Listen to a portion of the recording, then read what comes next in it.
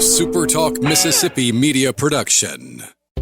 Are you a business owner looking for help with HR benefits and payroll? MWG Employer Services offers a wide range of services and can create a custom plan that fits your needs and budget. I was so overwhelmed with HR stuff.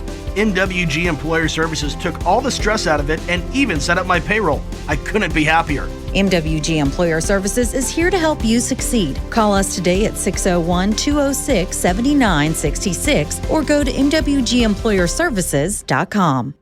You're listening to Sports Talk Mississippi On Demand, presented by Pearl River Resort. Escape to Choctaw, Mississippi and enjoy world-class gaming, the Dancing Rabbit Golf Club, and Geyser Falls Water Park. Escape to Pearl River Resort.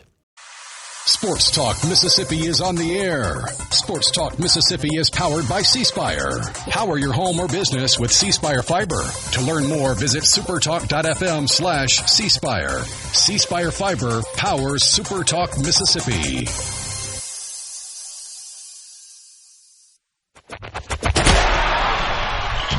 To the junction, in the Grove, and to the top. This is Sports Talk Mississippi. On your radio and in the game, right here on Super Talk Mississippi. And just like that, the regular season is over, but the important baseball is just getting started. Welcome in on this Monday Sports Talk Mississippi. Michael Borkey and Brian Hadad with you. The tournaments are set. We do have to recap the weekends, at least to some degree, although we've already got, regional projections out. We got to get to those. We got 9:30 in the morning baseball tomorrow. And, I know, Hadad rolled his eyes, and I agree. Really, and you know what? This is one of those things where you just create your bracket, but give yourself some flexibility. If you're the Hoover Met, you're the SEC, you potentially got Mississippi State and Ole Miss at 9:30 in the morning on a Wednesday. You want that to be the showcase game. Yeah. Packed house. Remember the last time those teams played in Hoover? It was an incredible atmosphere. Even on a Wednesday, if the game started at night. The game starts at 7, that game is sold out. Instead, you got to get common sense. This is something that it's more of a college sports thing. Like pro sports can make it work. But there's just no flexibility sometimes. You got to be able to say, hey, we're going to move some things around, and we're going to give State and Ole Miss top billing there.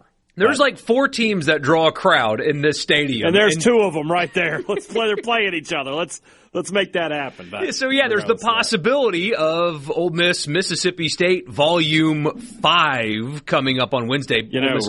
Rocky 5 was the worst of the 5, so I'm fully prepared for what's going to happen here. Southern Miss sweeps, and we're asked Coach Ostrander, does your team not have grit? Why did they want to play fewer innings than they're supposed to this weekend, Coach? They almost played 3 run rules. They should have gotten the Friday game as well. Unbelievable what Southern Miss was able to do this weekend, and it feels like hosting in Hattiesburg is a lock. However, that they want to hang out, They want to hang a banner in the outfield at the Pete. So big week ahead for them.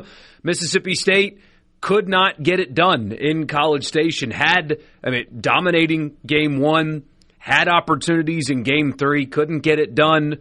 Ole Miss bounces back, wins Game 2, couldn't get it done in Game 3. And so now we've got regional projections to get to. We'll talk about the SEC. We got winners and losers. We got a college football fix. A whole lot to get to today. Aaron Rai won the PGA Championship, America's favorite, even though he's from London and wears 2 gloves. And anyway, but we'll get to all that and more with you on this Monday. We will do that in the Pearl River Resort Studios. Pearl River Resort is the place to book this upcoming weekend. You've got nothing going on this weekend. You're not headed to Hoover. You're not headed to the Sun Belt Tournament. Stay here in Mississippi and have a great time doing it all at Pearl River Resort. Great food, great live entertainment, great golf, great times. I do believe Geyser Falls is open, so get out with the family as well. It's all right there for you at Pearl River Resort. C-Spire text line is open to you at 601-879-4395. With C-Spire, it's easier than ever to get all the devices you want in one move with the Ultimate Connect bundle. Right now, new and current customers can get a free phone, watch, and tablet, plus 100 gigs of data for just $90. That includes the new iPhone 17 and Samsung Galaxy S26 for free, and a free smartwatch and tablet to go with it. Don't wait. There's more to see. Visit cspire.com or stop by your local C Spire store today. C Spire, inspired by you. I've had to triple check to make sure that this wasn't No 3 Sports, that this is On 3 Sports. This is On 3 Sports. Brendan Sorsby, the quarterback that transferred to Texas Tech, is caught up in the gambling scandal. He apparently is suing the NCAA in order to try to get them to expedite the review and let him be eligible. I applaud the effort, I suppose. Mr. Sorsby, this is one of the very few things that the NCAA has a pretty ironclad defense of in court. Nobody's going to side with you on this one. But, hey, he's trying. Here is a quote from the filing. He's also, by the way, doing the Pete Rose defense. Yes. I never actually bet against my team, which that won't work either. And it's also not just that you bet on college football. You bet on literally everything, allegedly. Here is a quote from the filing, though. Quote, I rationalized placing those bets as a way to feel more connected to the team, to root for my friends, and to feel like I had a real stake in the games that I otherwise was not involved in. Judge, I only placed the bets because I wanted to support my boys. Come on, Judge. The coach wasn't putting me in the game, so I had to feel like I was in the game, Judge. Coach, if it's in, Judge, Your Honor, if it's in the game, it's in the game. Here's another one. EA Sports. This is a real quote. Yeah. Because the Indiana football team was not a very strong competitor in 2022, I lost most of the bets I placed. Should have waited on Signetti. He was coming. Could have. I should. Your Honor, team wasn't even good. The next time I get into trouble about anything, I'm going this kind of defense. I'm just gonna. What's the most ridiculous thing I can say? That's it right there. I drop an F-bomb here on the show. I was just trying to spark things up. I felt like the discussion was lacking, and I was like, this is the only way to bring it back, is to violate FCC rules. We'll look at regional projections when we come back. Quick, what happened in College Station there, Hadad, from your perspective? Just a lack of pitching. As simple as that. I mean, you look at the offensive numbers, State probably should have won all of these games. But from a pitching perspective, I mean, they had 13 walks on Saturday and only gave up 7 runs. Wild. That's pretty impressive. And you can't give free bases. You saw it. That's an A&M offense that is pretty darn elite. Very good offense. State was good offensively all weekend. You saw Noah Sullivan, Ace Reese, Jacob Parker. They all had big weekends for Mississippi State. Even Ryder Woodson was hitting the ball at that ballpark. So, State's offense looked great. But the play on Thursday where Teal drops that ball and State can't get out of there with a run rule and has to go to a couple more guys in the bullpen, it just upset the balance of everything else. And then Charlie Foster, I mean, God bless the kid, just doesn't – I just don't think he's got what it takes to compete at this level right now. Now, maybe he can figure it out. I don't know the answer to that. But I thought State was very lucky to get out of an inning with him. The fact that they gave him another inning was shocking to me. Mm-hmm. So – unfortunately, today with Coach O'Connor traveling down to the Ferris Trophy, where Mississippi State's Tomas Valinkas won that award as the best baseball player in the state of Mississippi. Not even a debate discussion. Yeah, absolutely. You can make a debate. There were some good players in this state this year, but Valinkas, if you and I both had a vote, I think it would have gone to Valinkas. And of course, that award is voted on by coaches and scouts. It's the one. The media votes for the Connerly. We vote for the Howell. We vote for the Gillum. We do not vote for the Ferris. But I can't argue with the decision there. It just didn't have enough pitching this weekend. Yeah. Simple as that. So we talked about Game 1 in the Ole Miss Alabama series, of course, just like we did State Texas A&M on Friday. Game 2, bounce back. Rabe was exceptional. He has 27 strikeouts in his last 2 appearances as a starting pitcher. Earlier in the season, I kept saying next year he's going to be really good for Ole Miss. They've really got something next year. I hate to tell you guys, he's going to be pitching for the El Paso Chihuahuas or something next year. He'll be in somebody's minor league system this time next year. I mean, he's really come on, and he was awesome, and they hit the ball in They set up a, hey, win and you're hosting type game in Game 3, and did not get a great start at all from Townsend, and that certainly hurt, but the bats never arrived. 4 hits, 2 runs. But the most frustrating part about that, and this is going to be kind of nitpicky, but it's little things like this that have cost this baseball team. Mike Bianco on this show called mistakes like this stupid, so I'm only parroting what their coach said in the past. You have runners on, and you hit a ball, and it's a hard hit ball, and there's a chance that you're not getting second anyway because Foley's on first, and he has to kind of wait on it. But you're pimping a home run that's not a home run, and then you get thrown out at second. And it's just little things like that this team has done to itself. They've already not been great in the field. That cost them in Game 1 of this series. But it's little things like that they do that cost them games that they either should be in or should not lose. And again, they're probably losing anyway. But it's the last game of the regular season. You know you got to win this one to host. Make sure the ball's over the fence before you start acting like the ball's over the fence. Yeah. And then with USM, it's one thing to say, and I'll ask Christian Ostrander about this, but it's one thing to say, hey, we really could it really would help us a lot to go 9-0 in our last 9 Sun Belt games. It's another thing entirely to do it. And then it's another thing entirely to be as dominant as they were this weekend. Yeah. I don't care how good the opponent is. Yeah, you run-rolled them twice. You probably should have gotten 3, and now you're the Sun Belt champions. And you think about where Southern Miss was first 3 weeks in the season, we're like, man, they're a little off the pace. They just kept grinding, and they let Coastal come back to them, and then they got them. And, man, I can't wait to see when those two teams finally hook up. I assume they will in the Sun Belt Finals, and that's going to be a great matchup. But great weekend for the Golden Eagles. And as you said earlier, the Hattiesburg Regional is pretty much locked in stone at this point. Yeah, go ahead and make your plan, Southern Miss fans, for next weekend, because you'll be at home. Regional projections when we come back.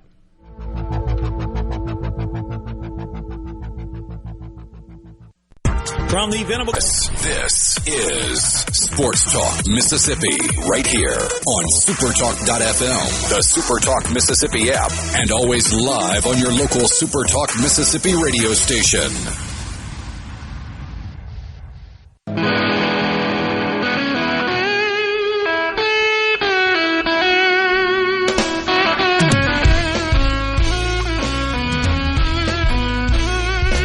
Oh, Borkey, I got another quote for you. All right. More Brendan Sorsby. Oh, no. Court documents revealed Brendan Sorsby's wide-ranging gambling habits. Across the 22 to 2025 season, Mr. Sorsby placed thousands of bets on everything and anything. These bets weren't for the purpose of making money. He bet on things like games in the Turkish Basketball League, Romanian soccer games, obscure doubles tennis matches, and Nathan's famous hot dog eating contest. This guy was a total gambling addict. Complete and total gambling addict. Just chasing the rush, man. I love the idea of he's like, okay, Shakhtar Donetsk or CSK Moscow. Where am I going with this? Like, what are we doing? Hey, Dad, you know how sometimes we'll get a text from somebody that clearly actually didn't hear anything we said? Yeah, it happens all the time. Here's one right here. From the text line, I love the way you guys hide on your show when you can perceive how you'd like to ball when Ole Miss loses anything. You won't start off the Monday show talking about Ole Miss when the Friday before it was the series of the century.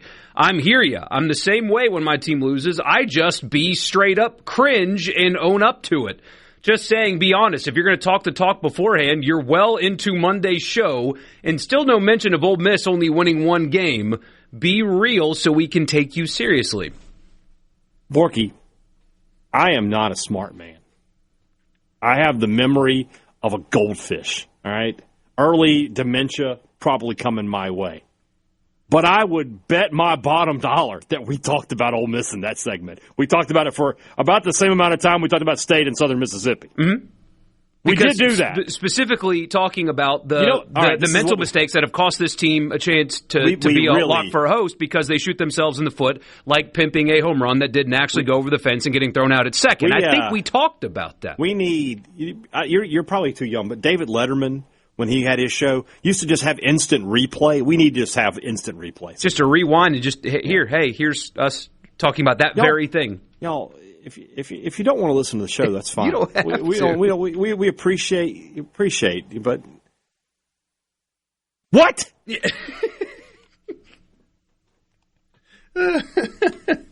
Get a grip, guys. D1 Baseball's regional projections: UCLA #1 overall with Virginia there 2, Campbell, San Diego State opposite Oregon with Oregon State there 2, Gonzaga and Tarleton. Georgia Tech the 2 with Oklahoma State there 2, ECU and Yale. ECU barely getting in there. Opposite Lawrence, Kansas. Kansas the 15 with Ole Miss there 2, the number 18 overall seed with Miami of Ohio and SIU Edwardsville.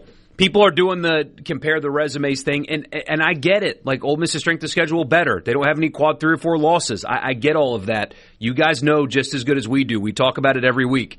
Ole Miss at the present is 1 game below 500 in conference games because they count the Governor's Cup. One team has hosted with a 500 record in conference, and it's Florida, and they won, 4 games in Hoover? Yeah. So you can compare their resume to Kansas and Oregon's until you're blue in the face, but you guys, you've seen this in the past. You know how this works. The Big 12 champion is going to host. They're going to spread it out. The Big 12 champion is going to host. No question about it. No questions asked. The Power 4 conferences are going to get their host. Yes. It's just the way it is. The ACC champ, the SEC champ, the Big 10 champ, and the Big 12 champ. They're going to host. And so it just is what it is. It is. And, I mean, honestly, though, if you're going to be a 2 seed, that's as good of a regional as you could possibly sign yourself up for. We were talking about State a few weeks ago going to Lawrence, and we were like, man, that's the only difference was at that time, we were talking about State going there for a super regional. Yeah. This would be the issue of if you win this, you're going to Georgia Tech. Atlanta. Yeah. Although the Georgia Tech Ole Miss super regional, soft as Charmin, Richard Cross Invitational, I'm for it. He's made fun of Georgia Tech for so long. The Yellow Jackets can finally have their revenge. If that plays out that way, you have to send him just various pictures of Charmin toilet paper. Charmin toilet paper. I'll find some clips of him talking about it. That's what I would like to do. Georgia, the number 3 overall with Miami, Mercer, and Bethune-Cookman in their regional opposite Starkville. So as we talked about, Mississippi State, they hurt themselves this weekend, didn't knock themselves out of a regional host, though. Coastal Carolina, the 2, Michigan, the 3, and St. John's, the 4. Interesting regional. I mean, Coastal was 3 weeks ago was going to be a national seed. Yeah. And their season kind of fell off. That would be a dangerous 2 seed coming. Michigan, I wouldn't be too terribly worried. St. John's, it just kind of is what it is. But then obviously the issue for State is if they do get through their regional, they would travel to Athens to a team that handled them pretty easily in Starkville. Somebody says Ole Miss getting penalized for not playing 3 of the worst teams. Look, like, all of that's true. All of that's true. The SEC schedule is just messed up. I mean, there's just people are missing teams. But all you needed was one more win. And how many games this season did they have in their grasp and just let it slip out of their grasp? I know when the season's over and you're comparing resumes that, like, there's merit to that. Like, Ole Miss's resume is better than Kansas's. It just is. By every conceivable metric, it's better. But also, you could have eliminated this conversation 5 different times this season and made it just completely moot. And they didn't just do enough. Still a chance in Hoover to build a hosting resume, but they only have themselves to blame right now. Yeah. North Carolina, the 4, with UCF, High Point, and St. Joseph's opposite Lincoln, Nebraska, with Arkansas. Kind of an outside shot for the Hogs to host a regional, but again, they got to make a deep run in Hoover to make that count. Yeah, it seems unlikely. Seems unlikely. Liberty and Wright State in that regional. Texas, the 5, with Boston College, Missouri State, and Oral Roberts, opposite West Virginia, the 12, with Southern Cal, Virginia Tech, and Bucknell. Quick, name that mascot. You're looking at this, aren't you? I'm not, but Bucknell's the Bison. The Bucknell Bison. Alabama, the 6, with Jacksonville State, Arizona State, and Long Island. Opposite Florida State, who's the 11, with Oklahoma State, Kentucky, and Binghamton. So Kentucky getting in. Not been a banner year for Mingion's squad, but getting in nonetheless. Auburn, the 7, with Wake Forest, Louisiana, and North Florida, opposite Florida, with Cincinnati, NC State, and Rider. And then finally, Texas A&M, the 8 with UC Santa Barbara, UTSA, and Lamar. Opposite Hattiesburg, the 9 for Southern Miss. They are a lock to host. They're hosting. The Hattiesburg Regional is set in stone, going to happen. With Tennessee, the 2. We've seen that in Hattiesburg before. TCU and Illinois, Chicago. Yeah. It's crazy that if you look at Warren Nolan, USC, the Southern Cal is still 8 with 1 quad 1 win. Whatever. Not going to host, obviously. No. So, yeah, the Hattiesburg Regional, lock it in.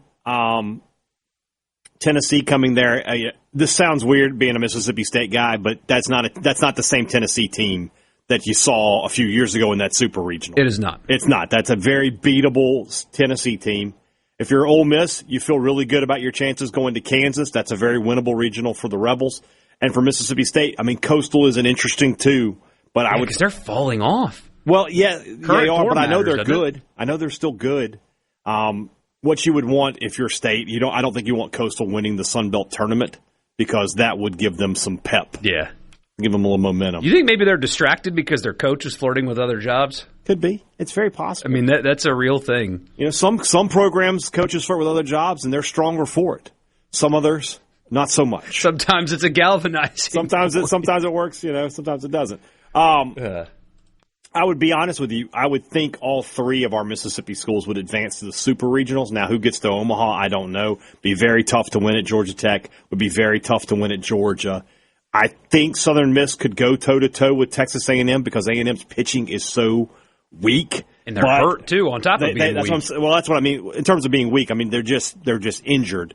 But I don't know if the Golden Eagles have the firepower as well. So that would be a very interesting matchup. Somebody said, this is from Tim in Ridgeland, talking about the mistakes that Ole Miss made this week. And he said, Payno messed up there, but he scored later in the inning. A mistake that hurt was Decker's mistake on the same Becerra sac fly that Payno scored on, getting thrown out there at second. An additional base running mistake was Pacella on Thursday night, who, while at third base, apparently missed the sign, safety squeeze instead of suicide squeeze. There was a miscommunication between he or the batter for sure. I think it was Jones, right, who was the batter at the time. Yeah. But you're exactly right, Tim. I'm pointing to the one specifically, and maybe I shouldn't because it feels like I'm calling out one individual player when a lot of them made mistakes. And then you had just basic errors in the field, too. That's been the story about this team. When they're sharp, they are exceptional. You saw that in Game 2 of this series. You got a great start from an elite pitcher, which is what Rabe is becoming at this point. And the bats were there, and they didn't make any, big-time mistakes, and they can play with anybody in the country. And then you get situations where they do things that just teams that want to win a championship cannot do if they're going to get there. So they have a really high ceiling, and honestly, they have a low floor because of themselves. So we'll see which one shows up in Hoover and which one shows up in the regionals. But we already know who showed up in the regular season, and that's Southern Miss. Another 40-win season for the Golden Eagles. That's 10 in a row. And we'll talk to their head coach when we come back.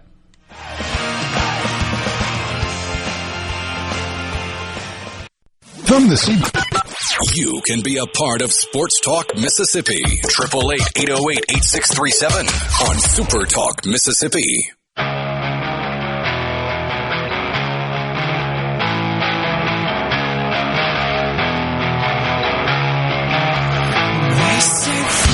Welcome back in Sports Talk Mississippi. We go to the Farm Bureau guest line. Check out favorites.com and go with the home team, Mississippi Farm Bureau. Christian Ostrander joins us right now, and we got a lot to talk about, a lot of accomplishments this weekend, Coach, but I got to start with a concern. Your boys, in the last week of the regular season, didn't want to play 9 innings of baseball for 3 games. I got questions about their grit, Coach. Why didn't they want to play full games this weekend?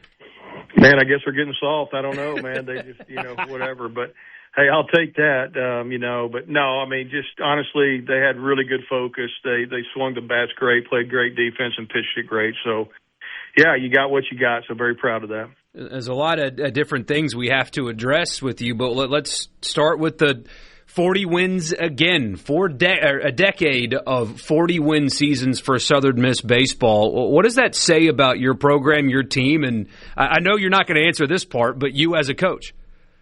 You know, I mean, well, I appreciate that, but honestly, it's so awesome for the program, for the community, you know, for the tradition of this program and the consistency and, you know, all the great coaches before, all the great players before, and our job is just to try to keep it going. And it's not easy. And, you know, we don't talk about it, honestly. We just try to go out there and just, as you know, I'm boring, you know, one game at a time mentality. But certainly I don't, you know, I know it's a great mark to get and something that, you know, we're just proud of for our program.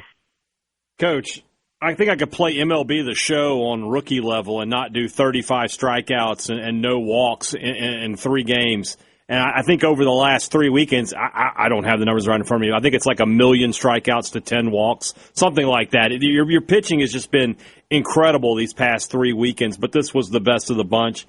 What is it about those guys and the way they attack the game that allows them to just sort of control the base path like that? Because when you don't walk guys, it's tough to beat. It's tough to lose games. It is, and you know, and I think the characteristics are, one, you know, you got guys with some feel, you know, they got the ability to throw strikes within them, and you know, but it's more than that too. I think it's competition within. I think, you know, one guy Graydon goes out there on a Friday night, whoever comes in after him's got to try to live up, you know, do just as good or better, and then the next day, and then the next day. So it becomes contagious, just like hitting's contagious. I think competing well on the mound can be contagious with your group. So I think we're seeing some of that, but certainly proud of it. And yeah, I know it's hard to do that, and but it's something that we pride ourselves on here and try to be as greedy as we can with the strikeout to walk ratio and pounding the zone. And of course, Graydon Harris, the Sun Belt Pitcher of the Year, a great honor for him. How many pitchers of the year is that for you? It's got to be 4? Actually, I think it's my 5th one here. So, I'm sorry. I didn't mean to. I'm sorry. Hey, Dad, how dare you? That's my bad. One guy got him. You know, Tanner Hall did it in 22 and 23. And then I think Nick Sandlin and Walker Powell and now Graydon. So there's 5 of them. But, you know, great accomplishment. Very proud of all those guys. And more accolades. Hold on. Middleton wasn't Sun Belt Pitcher of the Year? No, he didn't. My goodness. I didn't know that. Yeah.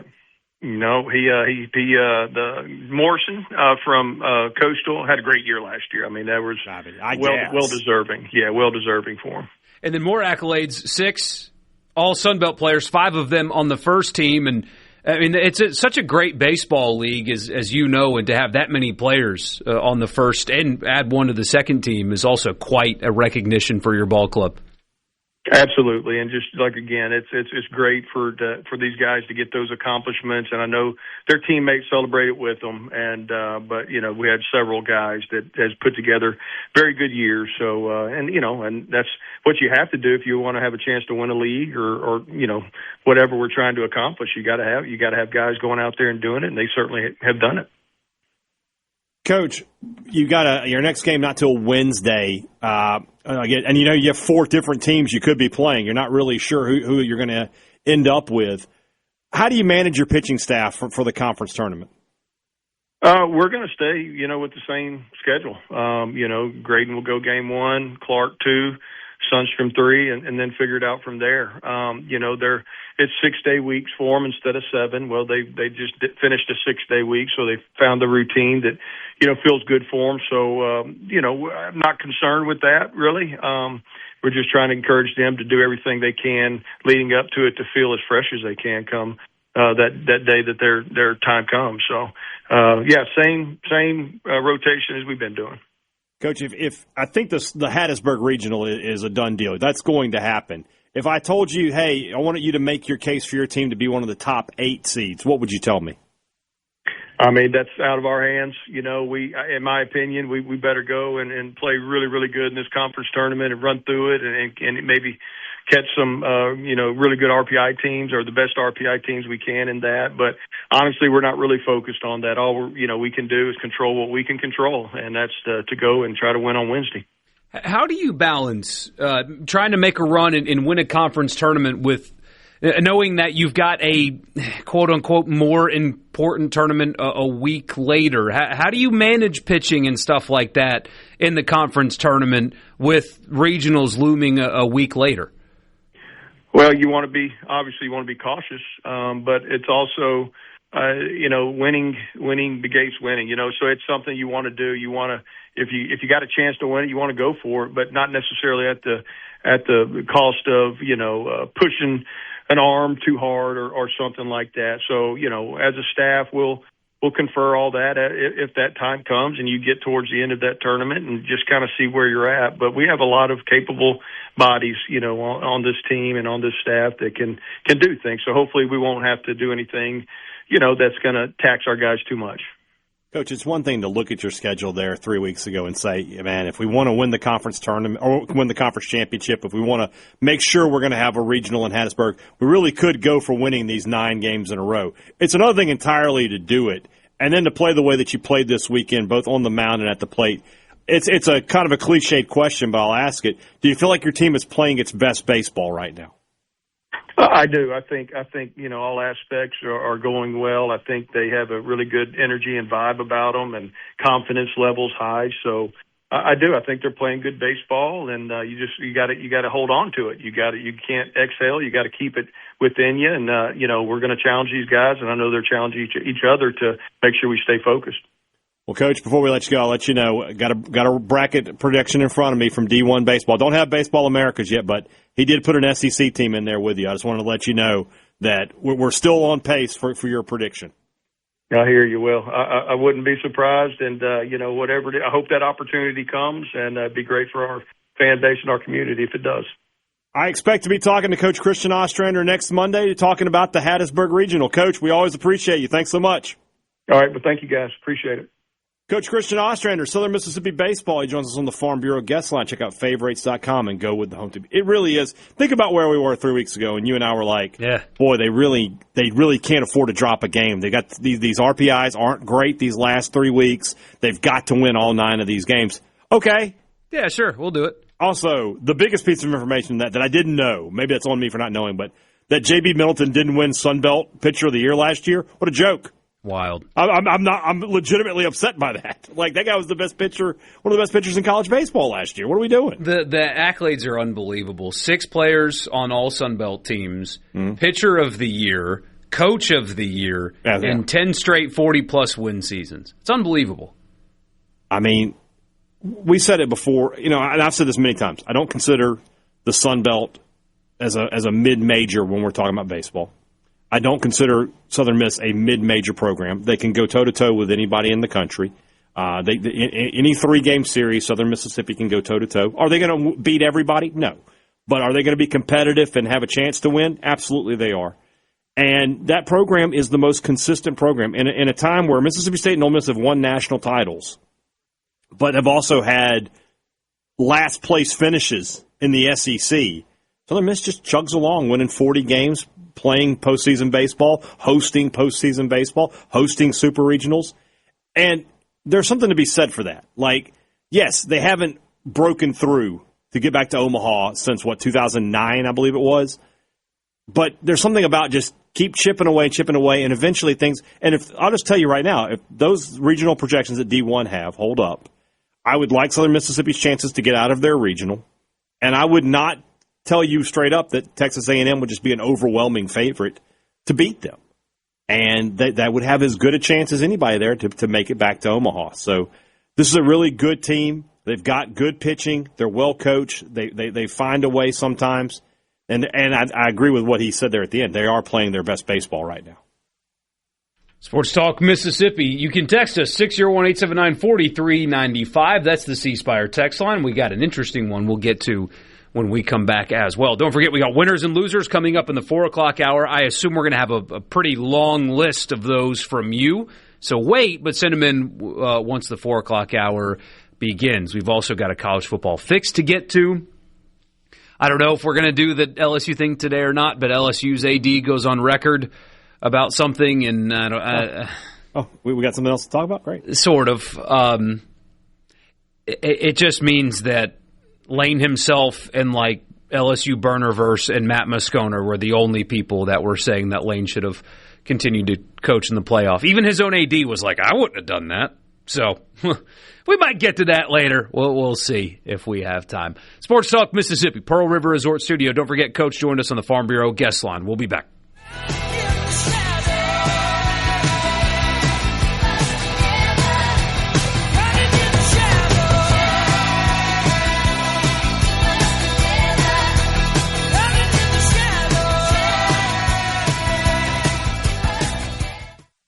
From the Venable Mississippi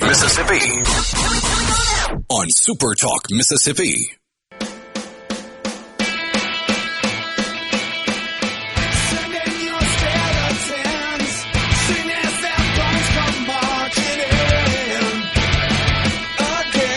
We may need to set some standards for the C Spire text line. Whereas, if you haven't listened to the whole show, maybe don't talk about what we have and have not talked about. Because that's two now. It's two now. Where we have talked about this subject, and people are like, why haven't you talked about that yet? What do you want from us?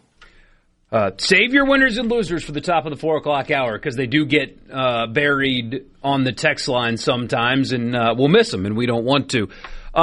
Did D1 Baseball's regional projections. Here's Baseball America. Some variation in the two. I didn't see theirs. Hold on. UCLA, the number one overall seed with Miami, Kentucky, and Oral Roberts, opposite Corvallis, Oregon. So D1 had Oregon State not hosting. Baseball America has them hosting, just barely out in the first, barely in the second. West Virginia, the 2, same thing. D1 had them hosting, comfortably hosting. Baseball America has them out, so some discrepancies there. Gonzaga and Cal Baptist in that regional. Georgia Tech, the number 2, with Arizona State, UTSA, and LIU, Long Island, opposite Eugene, Oregon. So Oregon, the 15 seed, with Ole Miss as their 2, Virginia, the 3, and Washington State, the 4. They have Ole Miss as the number 18 team. So just on the outside of hosting. A win tomorrow morning, unfortunately, is not going to help Ole Miss. It's Missouri. The one win against Missouri is not going to change their hosting status. If they want to make a case, they've got to make a run. I think they got to get 3. Probably. 3 would probably get them. I don't know because somebody asked me earlier, well, what if they beat State? If you beat State and beat Georgia, that might change something. It. Just beating Missouri and State's probably not changing it. I know, because even then, who are you going to jump ahead of State? Okay, you're 1-4 against that team. It's very difficult. Yeah, Missouri's not going to help. You could come back and beat Georgia. That would be 2 wins against Georgia too. So that would be interesting. Missouri doesn't help. You're right. Speaking of Georgia, they're the 3 with Boston College and UCF and UConn opposite Lawrence, Kansas, with Kansas the 14. Southern Cal, they're 2, Mercer and Wright State. Texas, the number 4, with UCSB, Liberty, and Binghamton opposite Starkville.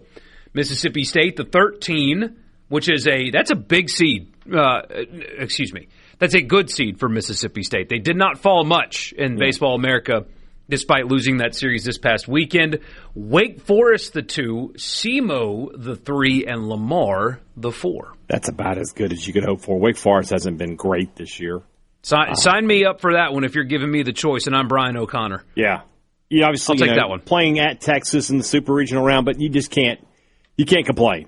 You kind of made your own bed.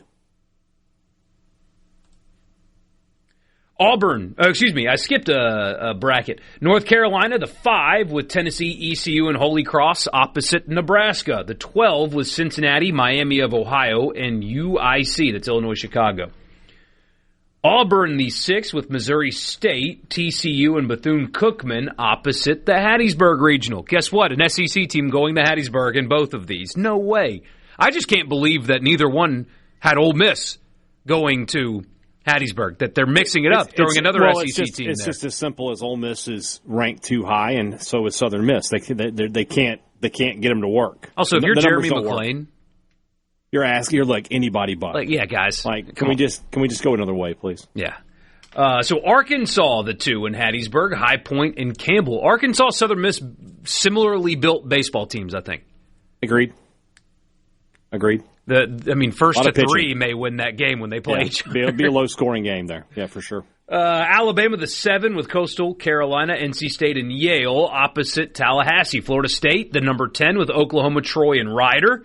Yale, the only team to have clinched a spot in the NCAA tournament. They are the only team that is for sure in right now. That's wild that they're ahead. They are what they are. Texas A&M, the 8 with Oklahoma State, Louisiana, and St. Joseph's opposite Florida, the 9 with Jacksonville State, Virginia Tech, and North Florida. So very similar, anyway. Yeah, I mean, this time of year, it's just about where do you think people are going to end up? Like the 64 of both of these brackets, 64 teams. There's not. There's probably, unless there's an unusual upset in a conference tournament and somebody who's not predicted to get in gets in. For the most part, you're just going to be 62 out of 64, 63 out of 64, something like that. Great text on the text line. Hey, have y'all talked about regional projections?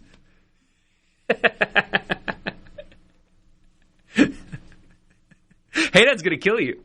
He knows you're joking. He's still going to kill you. My eye just twitched involuntarily. All right. It's time for winners and losers. We'll do that when we come back. Sports Talk Mississippi. If you haven't already, get them into us on the C Spire text line. 601. And if you sent them, send them again. Send them again. No problem. They're going to get buried if you don't. 601-879-4395. Your winners, your losers, plus mine and Borkey's when we come back. Sports Talk Mississippi. It's Monday. It's SEC Tournament Week. Postseason baseball is here. Plenty to talk about. We'll be back in just a minute.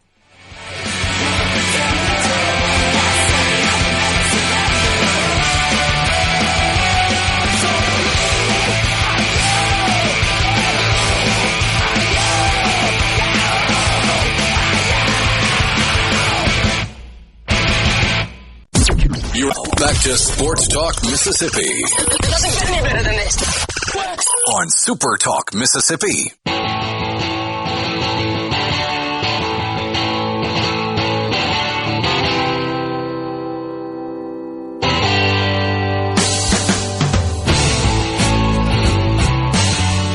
Sports Talk Mississippi. It's a beautiful day here in the state of Mississippi. The sun is shining, which means that there is a process known as photosynthesis happening.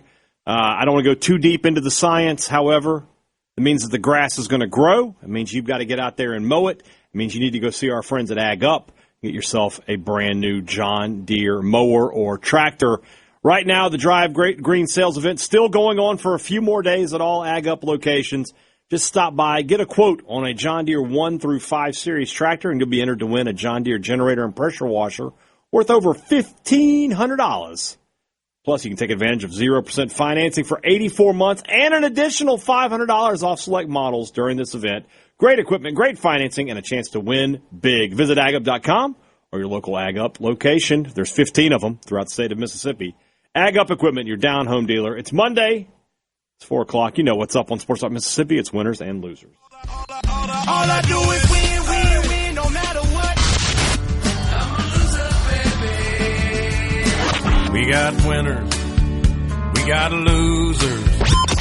Americans love a winner and will not tolerate a loser. Winner never win. What'd you like from the weekend? What did you not like? Let us know on the C Spire text line, 601-879-4395. I would be remiss not to start with Aaron Rai, who won the PGA Championship this weekend. The PGA is notorious for little-known golfers winning it. Rich Bean, Sean Michelle, and Yi Yang. Sean McKeel. And Yi Yang. Yang, who beat Tiger Woods, just to name a few. Not to mention John Daly when he won the PGA. Did you get Chat GPT to write this? I got Chat Marty from Portland to write this. Ryan won once on the PGA Tour before, the 2024 Wyndham Championship, but never been top 10 in a major. So congrats to Aaron Rai, the PGA Championship winner. He's a winner. I'm not saying that he won because 2 weeks ago he signed a 6-year-old's hat at the Zurich that is now sitting in his room right now. Oh, that's nice. Very nice. But I'm not saying that's not why he won. No, there's been so much discourse about, the setup was bad and the tournament was boring. Are we sports fans or not? Yeah. Are we sports fans or are we brand fans? Because Aaron Rye's story is the reason we love sports.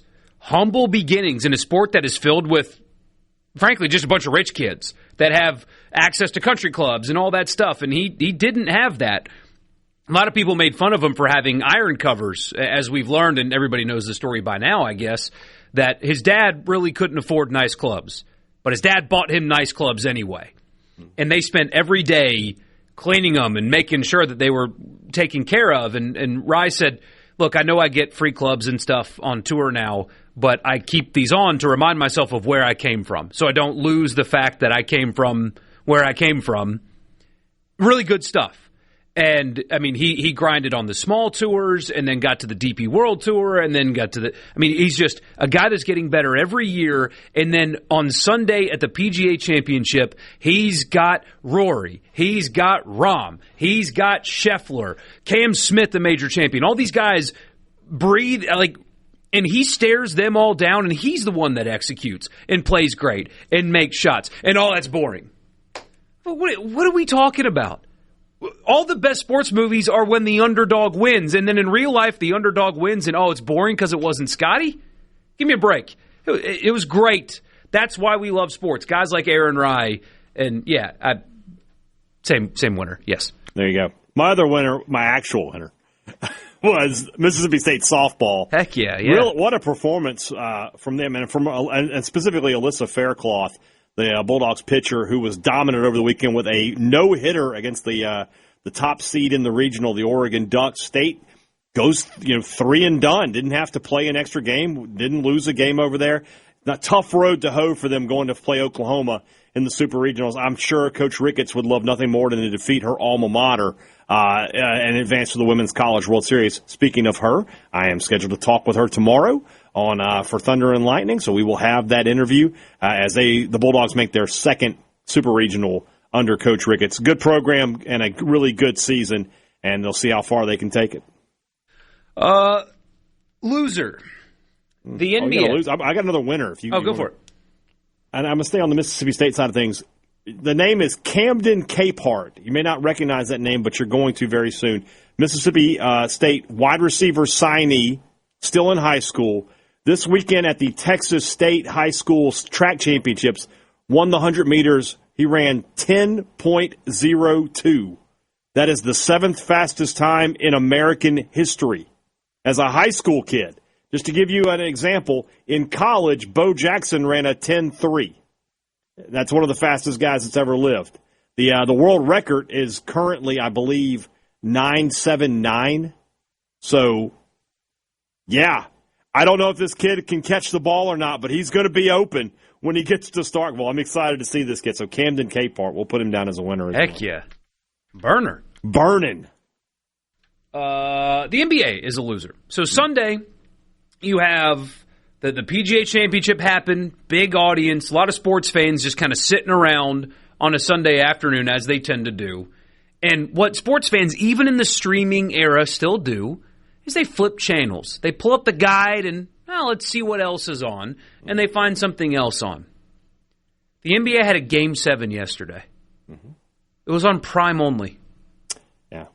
You have a Game 7, and the average person just sitting down after doing yard work or watching golf or whatever they were doing on Sunday, sit down as the sun is setting to flip through and find something to watch, and you've got a Game 7. Which, even if you hate the NBA, as a sports fan, you hear Game 7, and you're like, I'm in. Let's go a step further. The Lakers were swept by the Thunder. The final game was on Peacock, right?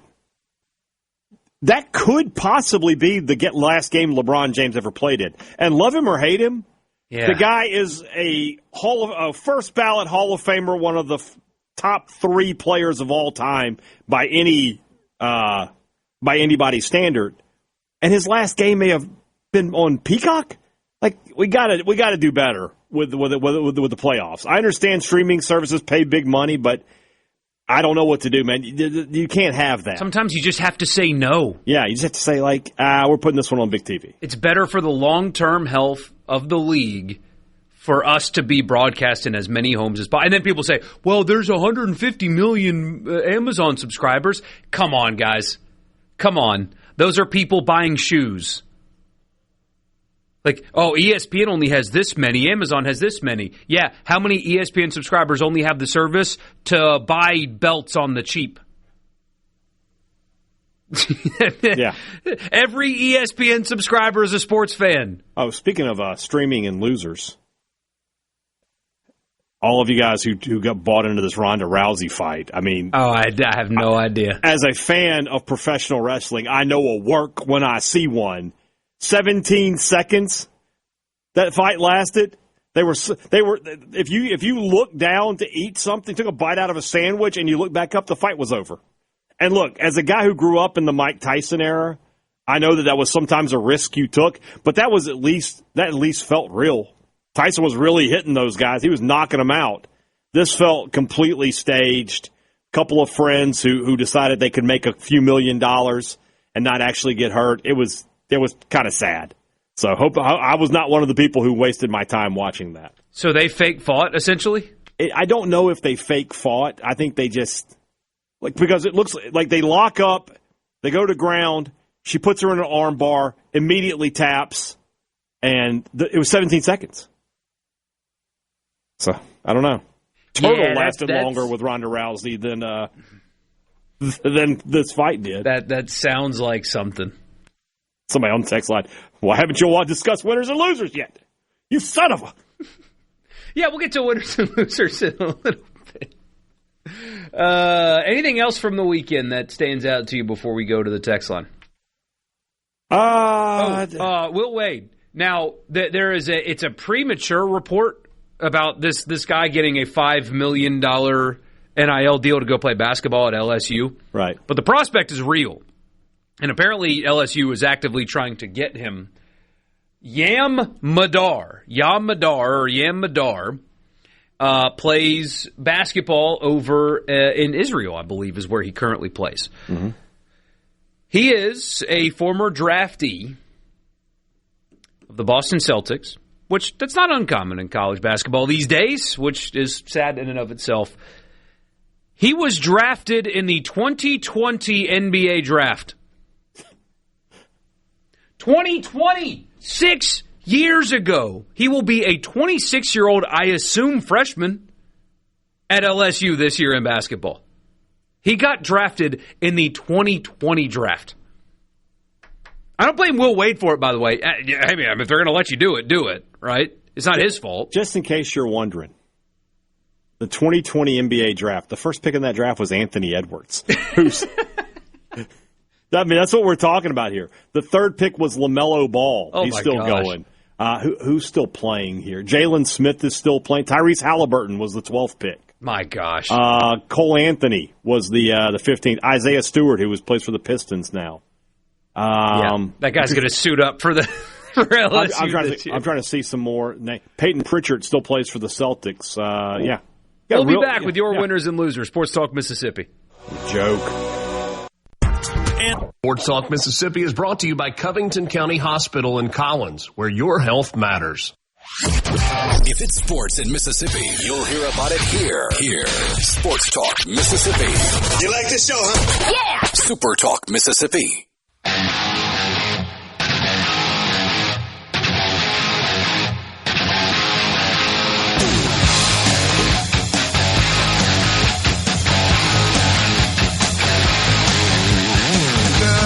Normally, right now, we'd be on the Farm Bureau guest line with Coach Brian O'Connor. Wanted to let you guys know that with him traveling today to the Ferris Trophy ceremony, he was unable to join me. He is hoping tomorrow to be able to catch up with me after his team's first practice in Hoover. So we may have Coach O'Connor for tomorrow's show, but he will not be joining us today. So that means, Michael, we can just get right back to the C Spire text line and get back into winners and losers. Let's do it. Winner, Matthew Russo, and fans chanting his name, knowing it was his last regular season at-bat at the Pete. Gets down an account and hits a bomb. But don't worry, Not his last at bat. No. At the Pete. Cool, nonetheless. Somebody says Owen Pano and Mike Bianco losers. Taylor Rabe winner. Winner. Chase Parham for getting blocked by Lane on Twitter. Dad, did you see that? Well, I saw that text, and I immediately went to Chase's Twitter feed. I was like, For a guy that has not tweeted in a week, and also Chase never, at him. No. So...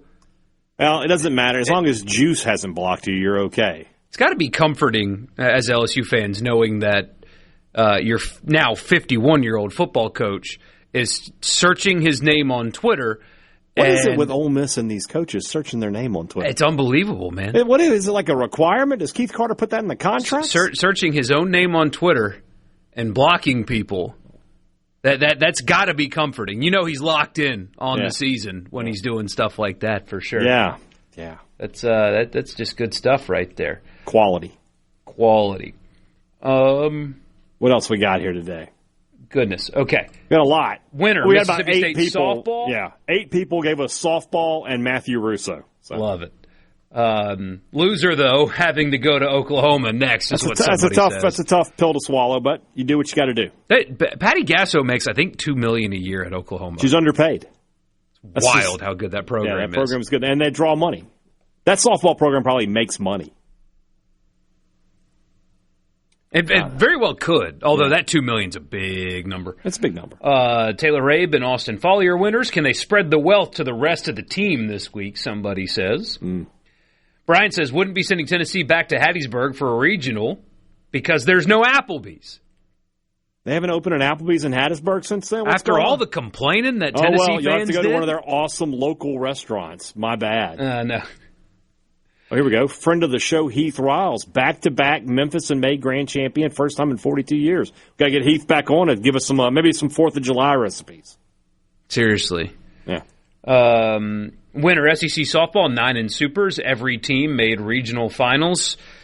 Ole Miss had an 8-0 lead and then lost. That's got to be a loser. I'm sorry. 8-0 with 2 outs in the bottom of the 7th. Or the top of the 7th, or bottom of the 7th. All they got to do is get one more out, and they give up 8 unanswered. No. That is – did you see the stat? Yeah. So just in case you missed it, I believe it was prior to Saturday, teams down 8 runs in the 7th inning were 0 and 640 in the history of the sport. It's unfathomable. Now 1 and 640. That's an unbelievable meltdown. I mean, I don't know the nuances of the roster. I'm not going to lie to you and pretend. Didn't make any kind of pitching change, though. And again, I don't know the roster. Maybe there is literally no option, but didn't make a change. Yeah. That's a tough one, though. Darren says, winner, Ronda Rousey with the laughing emoji. Yeah. Somebody says it's road to hoe, not row to hoe. Yeah, well. Who said road to hoe? Did you say road to hoe? I don't think so. I think it was you. I'm pretty sure I said road, but okay. No, but it's row. You don't. It's not road to hoe? It's row to hoe. You're farming. You're creating rows. I was today years hoe. Old when I learned that one. I didn't know that one. I've always thought Sports talk out of context here. I always thought it was road to hoe. It's a road to. Well, I'll be darned. Yeah. Good stuff. Thank you. I appreciate Luke H. in Oxford. I appreciate the lesson there. I didn't know that.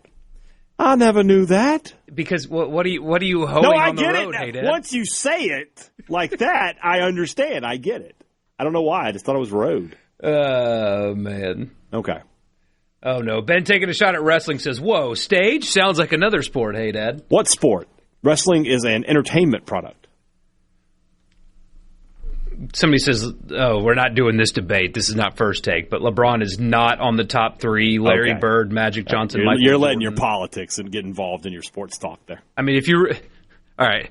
I will say one thing about this. If LeBron and Larry Bird played one-on-one at their peak, LeBron would beat him 1,000-0. How can you have Larry Bird? Larry might score a few points. But Larry Bird is barely in the top 3 Celtics named Larry. Great player, awesome skill, all that. Look at the two of them. Just physically look at the two of them. It's not. Kristen Summon asks, can we skip winners and losers and talk regional projections? Chris!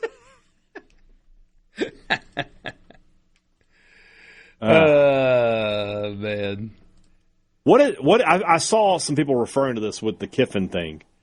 What does let them mean? It's some book that he claimed that he read, so his little hashtag was let them. Anytime that any Ole Miss burner would tweet at him, he would do hashtag let them. Like, let them talk, and I won't do any talking, and then he does 3 interviews in a week, you know. He's 51 years old. Yeah, no, I get it. I'm 50. I got very little maturity myself, but goodness gracious. I'll let you know when my thirst trap picks go on Twitter. Mike says the ABS rules in Hoover's a loser, can almost live with the vertical discrepancy, but the horizontal aspect is a disgrace. Batter challenges a pitch off the plate, called a strike, and loses the challenge when it's only .99 outside. So I guess the range for ABS in Hoover is wider than the plate. Yeah. If that's the case, we've messed up. Greg Sankey, come on, brother. I know that's probably not your call. Somebody underneath you is dealing with ABS in baseball. You got more important things to deal with, like breaking away from the NCAA. New report from Dellinger that they're going to talk about that at spring meetings. So you know things are going well on Capitol Hill. You need to step in, though, brother. You're going to call strikes that aren't strikes. That are not strikes on purpose? Like, on purpose. I get human error. Sometimes umpires call strikes that aren't strikes. I get that. But you have a literal robot that has an exact measurement of the plate that is accurate to the 1,000th of an inch. And you're saying, actually... And that's a big number as it is. And it's even more accurate than that, I think. Yeah. I mean, it's as precise as it possibly could be. Yeah. And you are going to allow non-strikes to be called strikes with the robots? Yeah. What are we doing? What's the point of this? That'd be like the NBA making the hoops smaller. Then in college, like shrinking the size of the hoop, or whatever. This is whatever. What it is.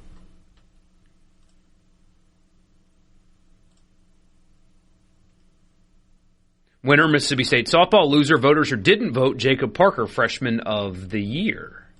Yeah, I was kind of surprised that it wasn't him, but you did have a good freshman class in the SEC this year. So State with two guys on the all-freshman team with him and Jack Bauer. I'm not going to be totally shocked, Borkey, if Bauer gets the start for State. Assuming Ole Miss beats Missouri, the way Ole Miss has struggled with left-handed pitching this year, I would throw Bauer or Maddox Miller at them. I would absolutely throw lefties at Ole Miss. Yeah, they've struggled against them this year. Somebody says it may have been rigged, but I'd bet my house neither one of you can make it 18 seconds fighting against Rousey. Well, yeah, but she's a professional fighter. I'll take the paycheck though. I would too. I'll take the paycheck and tap. Well, what is it? An orbital bone right there? You can break mine. Yeah, I'm just gonna cover up for $1 million. Let's see if you can fling my fat to the ground. She'll get your kidney or something. Yeah, she'll punch me. I'll take a leg kick probably. She'll blow my knee out. But you know what? I'll have $20 million in the bank. Yeah, jokes on the. I'll be fine. Winner, the Broccoli Man in Eugene. Good luck charm for State. I saw that. Yeah, it's very healthy. They had bananas for baseball. We have broccoli for softball. The rally broccoli. It's full of antioxidants. McGregor versus Holloway being announced as a winner for me. Can't wait for that fight. Yeah, Conor back in the game, yeah. See, people, you guys are just nuts. Bird versus LeBron, Bird by 100. You guys are nuts. Athletically, there's no comparison. Literally never watched sports in that question. Again, love Bird, but like athleticism, it's not even a discussion. It's not a discussion. The discussion is who was better in their era, respectively. Sure, but Sam Antipolo says count the championships. Okay, it's 4-3 LeBron.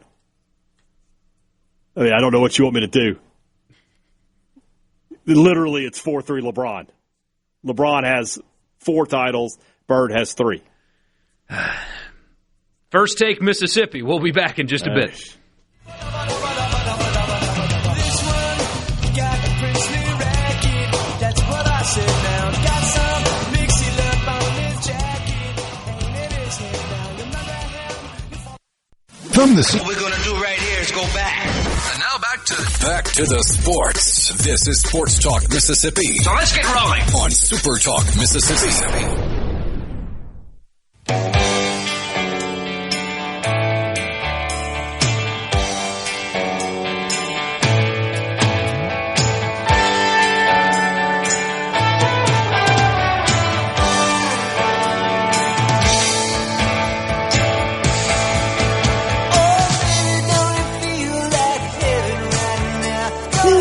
I can't believe we've opened up this. Y'all are totally clueless if you think LeBron is better than Bird. Borkey, LeBron's athleticism that you speak of can't hold nothing when Bird don't miss shots. Bird's all-around game is much better than LeBron. If MJ's number one, Bird is number two. LeBron ain't it. I mean, you're just wrong. You're just wrong. Again, everyone who is doing this, you're letting your politics creep in. I mean, I'm just aware. That's all this is. I mean, first off, Bird not better than Magic. All right, I'm not going to have that. I won't have that discussion either. 5 titles to 3 head to head, and don't act like Bird played with a bunch of jabrones. He played with 2 other Hall of Famers, 3 other Hall of Famers. You know, Parrish, McHale, and DJ are all in the Hall of Fame. So it's not like he played with a bunch of nobodies. Just stop. Larry Bird, not even the greatest player of his era. Not Magic Johnson clears. I won't candor this discussion. I will not have it. Somebody said it was Josh and Laurel, and I've there he is. He said 24 years as an umpire, SEC pitcher should throw it over the plate. First time I've ever agreed with Borkey about officiating. Do I have officiating takes that are disagreeable? I didn't know that I was out there on officiating. But I'm glad that I finally got Josh on my side on this one. But I didn't know that I had some disagreeable. Mine are generally they should use technology to help them out and make the SEC and NFL and big-time officials full-time employees. I want them to get help. I don't want them to be eliminated. I want them to be aided. Use robots in all things. Look at the technology we have with ABS. You're telling me that can't help football? You're nuts. It would absolutely help football, 100%.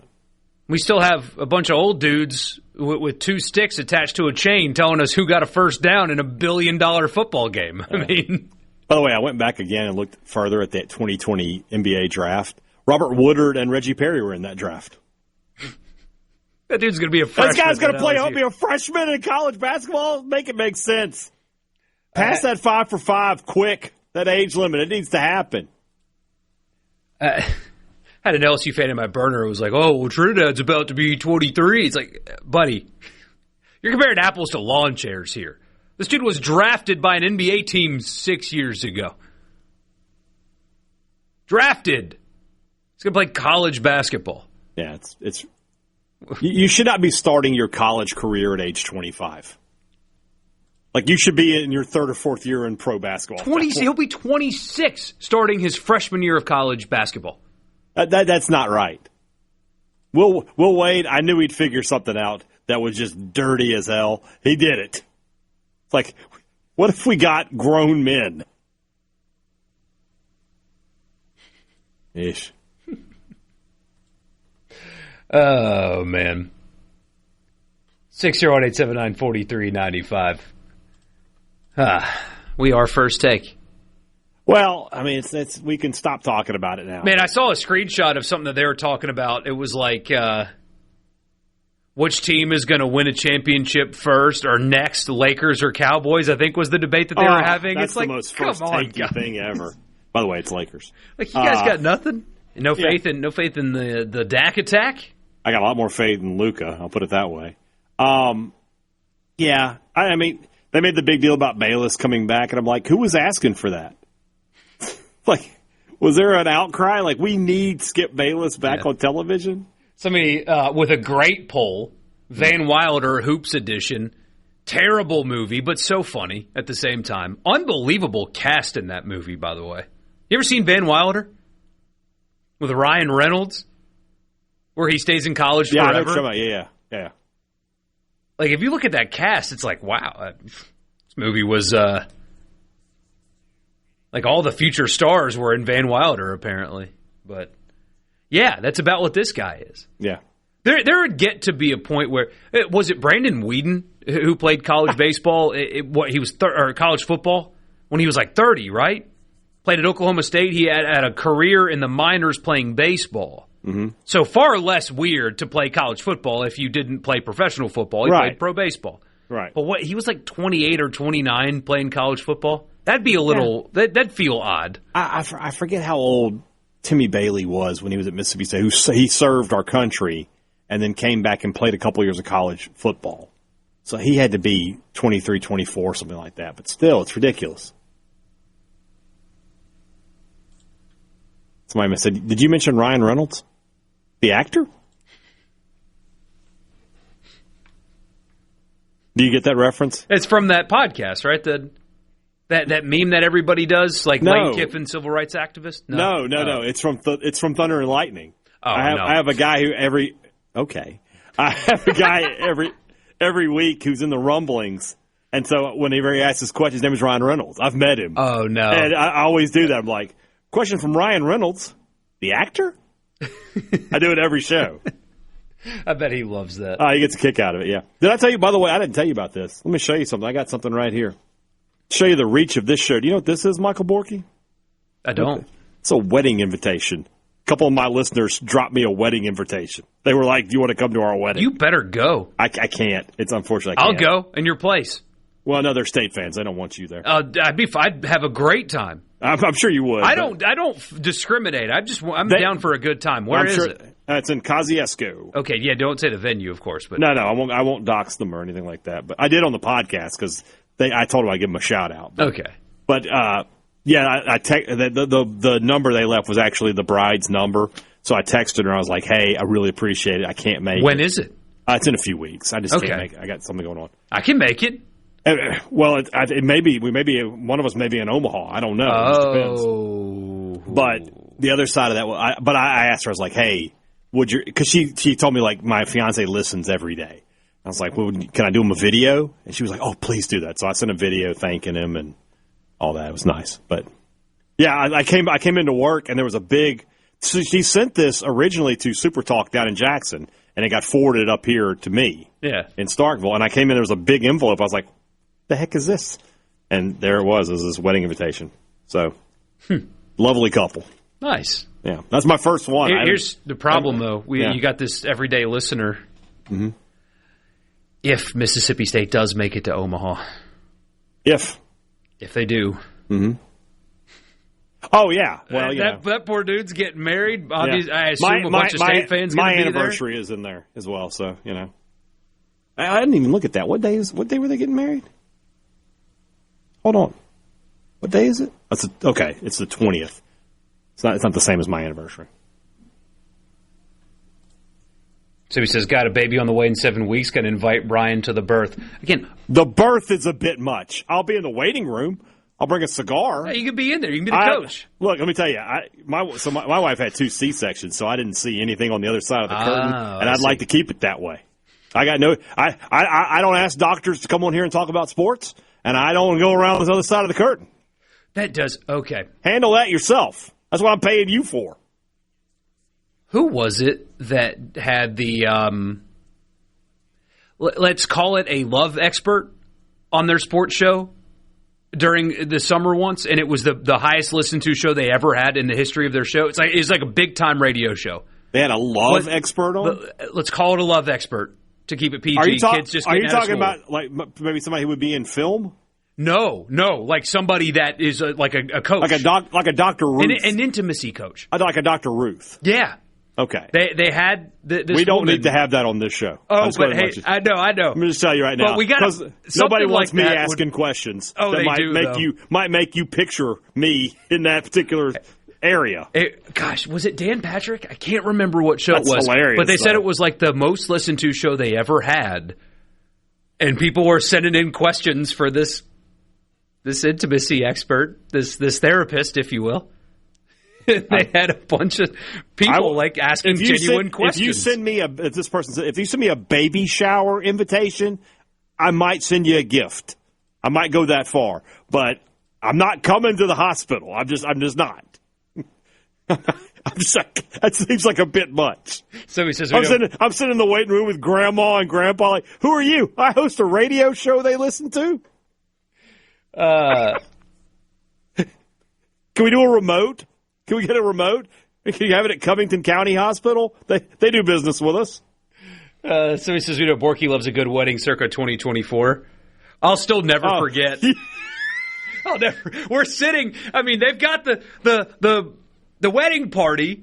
It's a sit-down, fancy dinner. I mean, it's an amazing venue, but it's sit down to eat and we're getting waited on. But the wedding party is facing everybody else, and we all have our phones propped up watching this game. Like, of the 12 guys that were in the wedding, I think 11 or 10 went to Ole Miss. So everybody's watching the game, and it's quiet, and you have like a little harp playing. Yeah. And then it was the Jared Ivey sack, I think, the strip. Everybody goes crazy. People hit the table and stuff. That's funny. And the whole wedding stops and looks at us, and the violin stops playing or whatever it was. Oh, yeah, one of those moments. My favorite part of that was you sending us the video of your room with the shower in it, and you're like, I'm going to die. I felt like it. We'll be back. Sports Talk. And the chickens. And the cats that weren't nice at all. 3 cats. None of them would let me pet them. Drove me crazy. We'll be back. From the Venable communication system is a go. Go! This is Sports Talk Mississippi. Right here on Super Talk Mississippi. Exactly.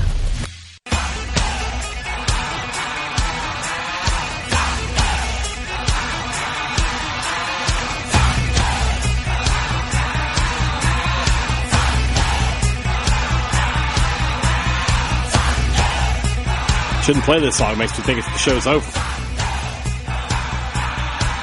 Hey, Dad, I think you're going to have some kind of health issue when I read this message that we just got on the text line. I think for the first time, you're going to have some kind of health issue that will need emergency response.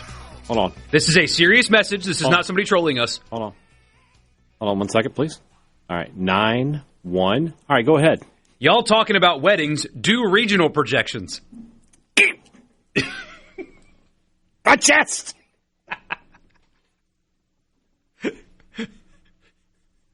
Oh, like Kiffin in that. Yeah, we did earlier. And if you want to hear that. I'm pretty sure he's messing with us. I don't know. It's going to become a thing now. Wherever you get your podcast, just search Sports Talk Mississippi. Wherever you get your podcast, and you can hear this show uploaded for you commercial-free every single day. Great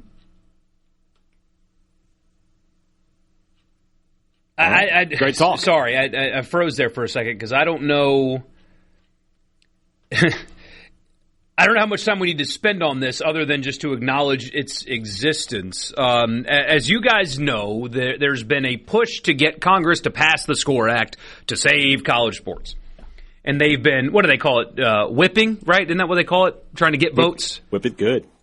To try to pass the SCORE Act. And the SCORE Act is probably unconstitutional anyway, but they're trying to get this through, and that's what Greg Sankey's been lobbying for, and that's why Alabama sent Nick Saban on their private jet up to meet with the president to try to get this through. Mm-hmm. The SCORE Act, this is from Ross Dellinger, has received a significant blow to the possibility of it passing. The Congressional Black Caucus has announced unanimous opposition to the legislation, which is scheduled for a vote on Wednesday, and because of this, it may not make it to the floor for a vote at all. There's some quotes in there. You guys can read about it. They are looping in. I mean, it's politicians. They're doing a political thing about redistricting and stuff like that. So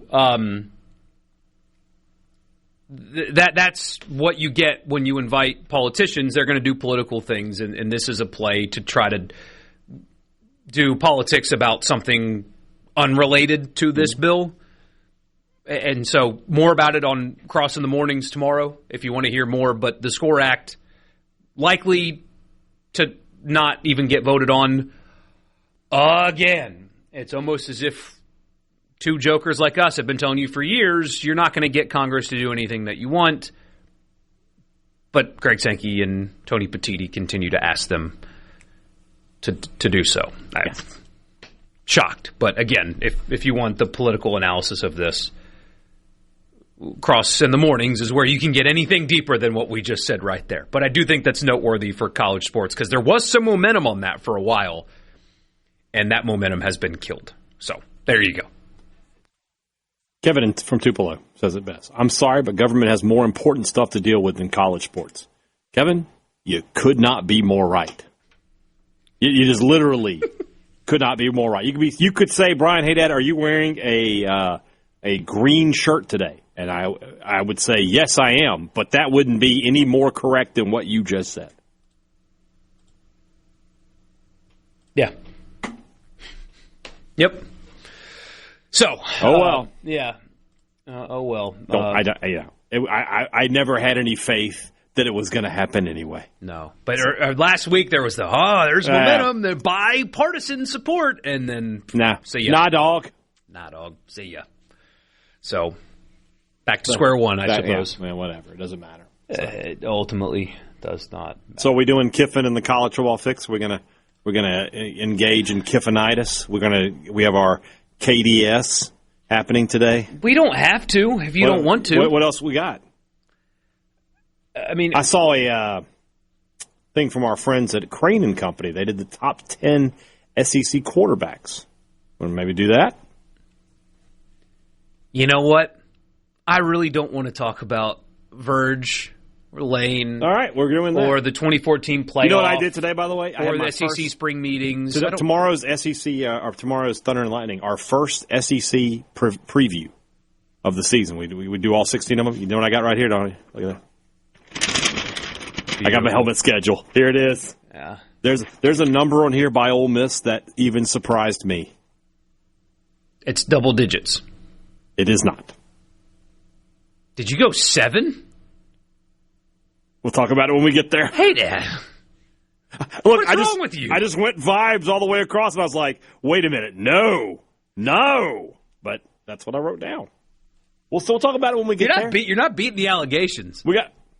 I have embraced the allegations. You're not beating the allegations. Long ago, I embraced them. Yeah, no spring meetings. We'll talk about that when they happen. No, all right, let me get this thing, none of that stuff. Let me get this thing pulled up, and we'll talk about that when we come back. That sounds better. Top 10 SEC quarterbacks when we come back. Sports Talk Mississippi, college football fix, just around the other corner.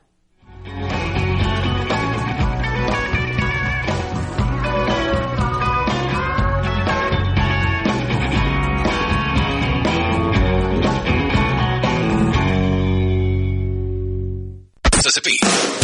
Sports Talk Mississippi. Do you ever get so excited that you just can't wait? Yes! Sports Talk Mississippi, covering your Mississippi teams. I've been waiting my whole life for this. Don't touch that dial! Here on Super Talk Mississippi.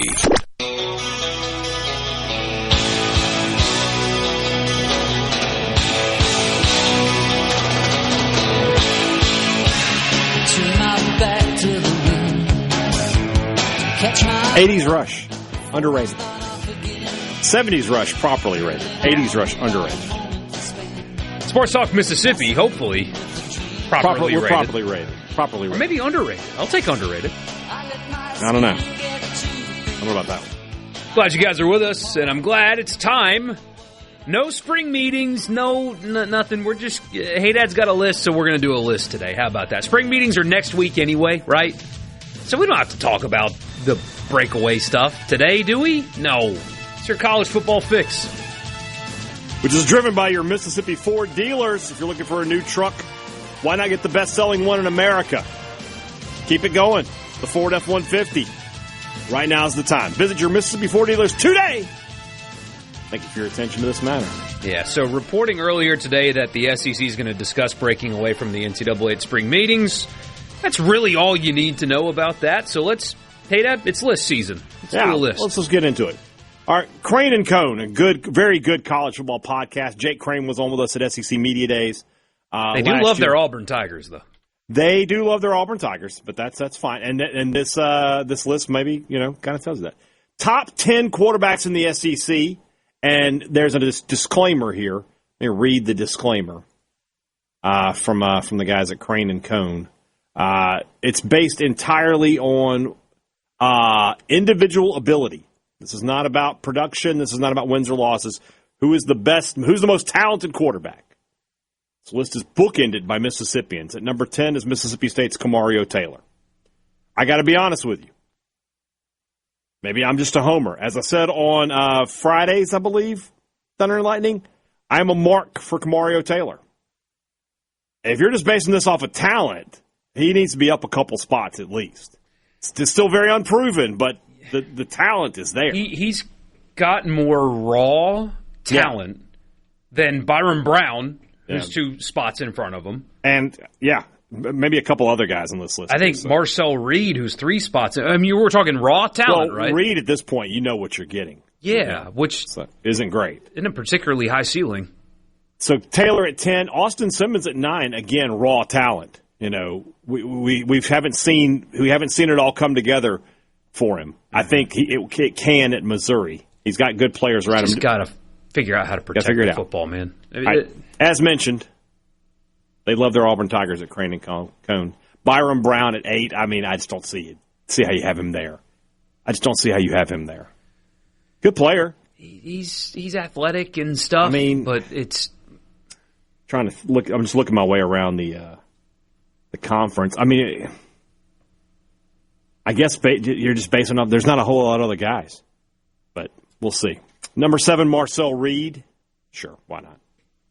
He was horrendous in the 2 biggest games of the season. You talked about it a few weeks ago when we were talking about the NFL draft. And coaches were like, they were scouting KC Concepcion, and they were like, this guy is really not getting any help from his quarterback here. Like, his tape is not good because the ball's not thrown accurately to him. Right. Number 6 is John Mateer, and I'll be honest with you, if I can get first half of the season John Mateer, he might be number 1. Second half of the season John Mateer might not be on this list. So I guess somewhere in the middle is where the truth lies. And if that's the case, 6 probably feels about right with him. Here's the controversial one, for me anyway, Arch Manning at 5. Like, if you don't want him at 1. Especially considering who he's behind. Yeah, if you don't want him at 1, that's fine. But 5 is a stretch, in my opinion. I mean, right now, like I said, I think when we get because he's got Levitt in front of him. What are we talking about? I was about to get to that. But when we get to media days, Chambliss and Manning are going to split the votes for first team All SEC. Yes. And I don't know who's going to come out on top, but it's going to be one of those 2. Sam Levitt is 4th. I'm sorry. Again, if we're just talking about talent, his production's not even that great either. Either. I mean, he's a good player. I'm gonna hammer this until he plays SEC football games. But the 2 times he played an SEC team, they were not good. And there's he was okay against Texas in the playoff, but that was Scattaboo was opening up holes for him. Scattaboo put his team on his back that day. They played Mississippi State, the worst defensive team in the conference, twice, and he was unimpressive is being generous. So him at 4th is a huge stretch, in my opinion. Lenora Sellers at 3rd, fine. I get that, but counterpoint, though. Yeah. He's talented. What is his talent? He's big. He's big. He's got a big arm. He's got a really strong arm. And look, he's athletic, but he's been a starter for years now, multiple. And he has at no point been truly good. So, it's probably a dumb question. Forgive me for being dumb hot take guy, but at what point do we look at him and say, maybe he's not that talented? I think he's super talented. I just don't, he just can't harness it. He's still raw at this point, which is crazy. And I might be blinded, too, because he was horrendous in Oxford.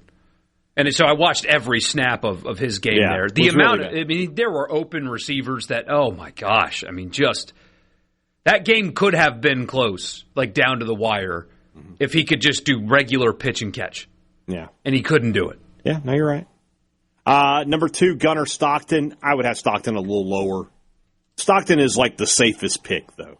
Again, if we're talking about talent, just about talent, I mean, he gets to run with the 5 stars. I mean, how good would Gunnar Stockton be at Mississippi State versus how good would Kamario Taylor be at Georgia is the question you have to ask. And then number 1, I'm not going to argue very hard against it. I'm leaning towards him as my first team guy, is Trinidad Chambliss. Super talented. And he's going to put up huge numbers this year. Some of the things that he did down the stretch is not scheme. Well, I mean, it's just do the Sugar Bowl plays. is what you just point to that and go like, here. Like, you can't make those plays if you're not super talented. Yeah. So that's like, oh gosh, I had an LSU burner in my mention. Somebody just shared the highlight package of what he did in the Sugar Bowl, and I just said like, best 3 play stretch I've ever seen or whatever. Mm-hmm. LSU burner gets in their plus. Who called those plays? Who called the backyard football run around back and forth and back and forth and back and forth and then throw accurate? Like nobody calls that play. That crazy scramble where he was all the way back at like the 5-yard line. Yeah. That's how Weiss drew it up. That was the play design for sure. So Diego, let that guy through. Yeah. Let him have a clean shot at Trinidad. He's going to make him miss, and then we're off and running. Like, what are we talking about here, guys? I wonder. Somebody asked what mental.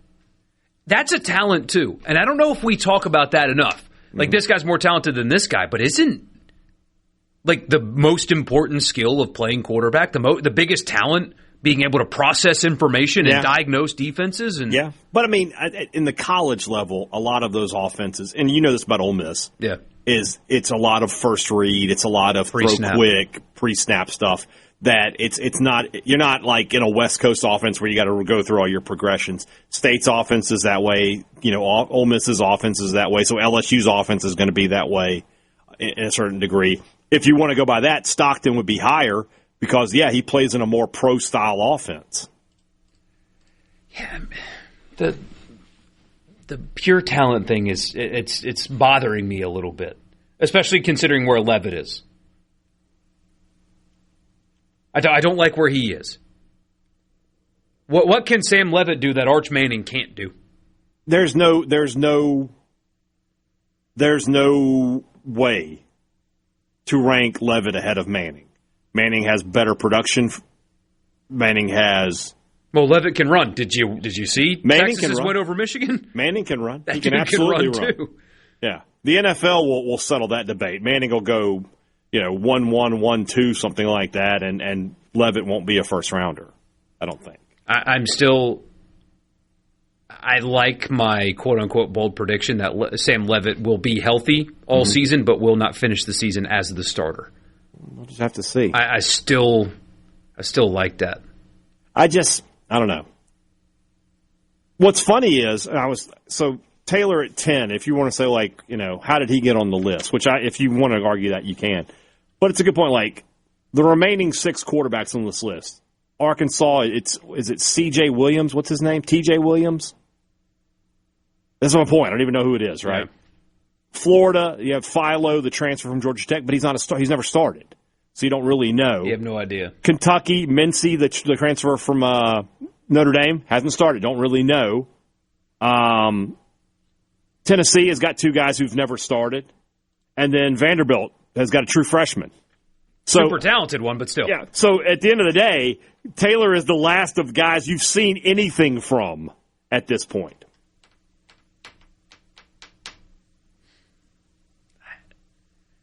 I love the effort. Lists are hard. Hey, man. Lists are hard. Hey, it gives them to talk about. Certainly did. For the College Football Fix, driven by Ford and your local Mississippi Ford dealer, Mike Bianco scheduled to join us when we come back. Experience slips away. The innocence slips away.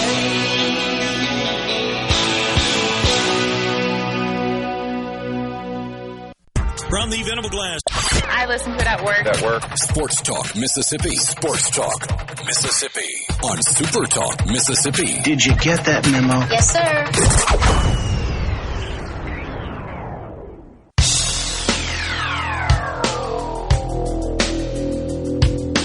Monday warrior, mean strike. Today's Tom Sawyer, mean pride.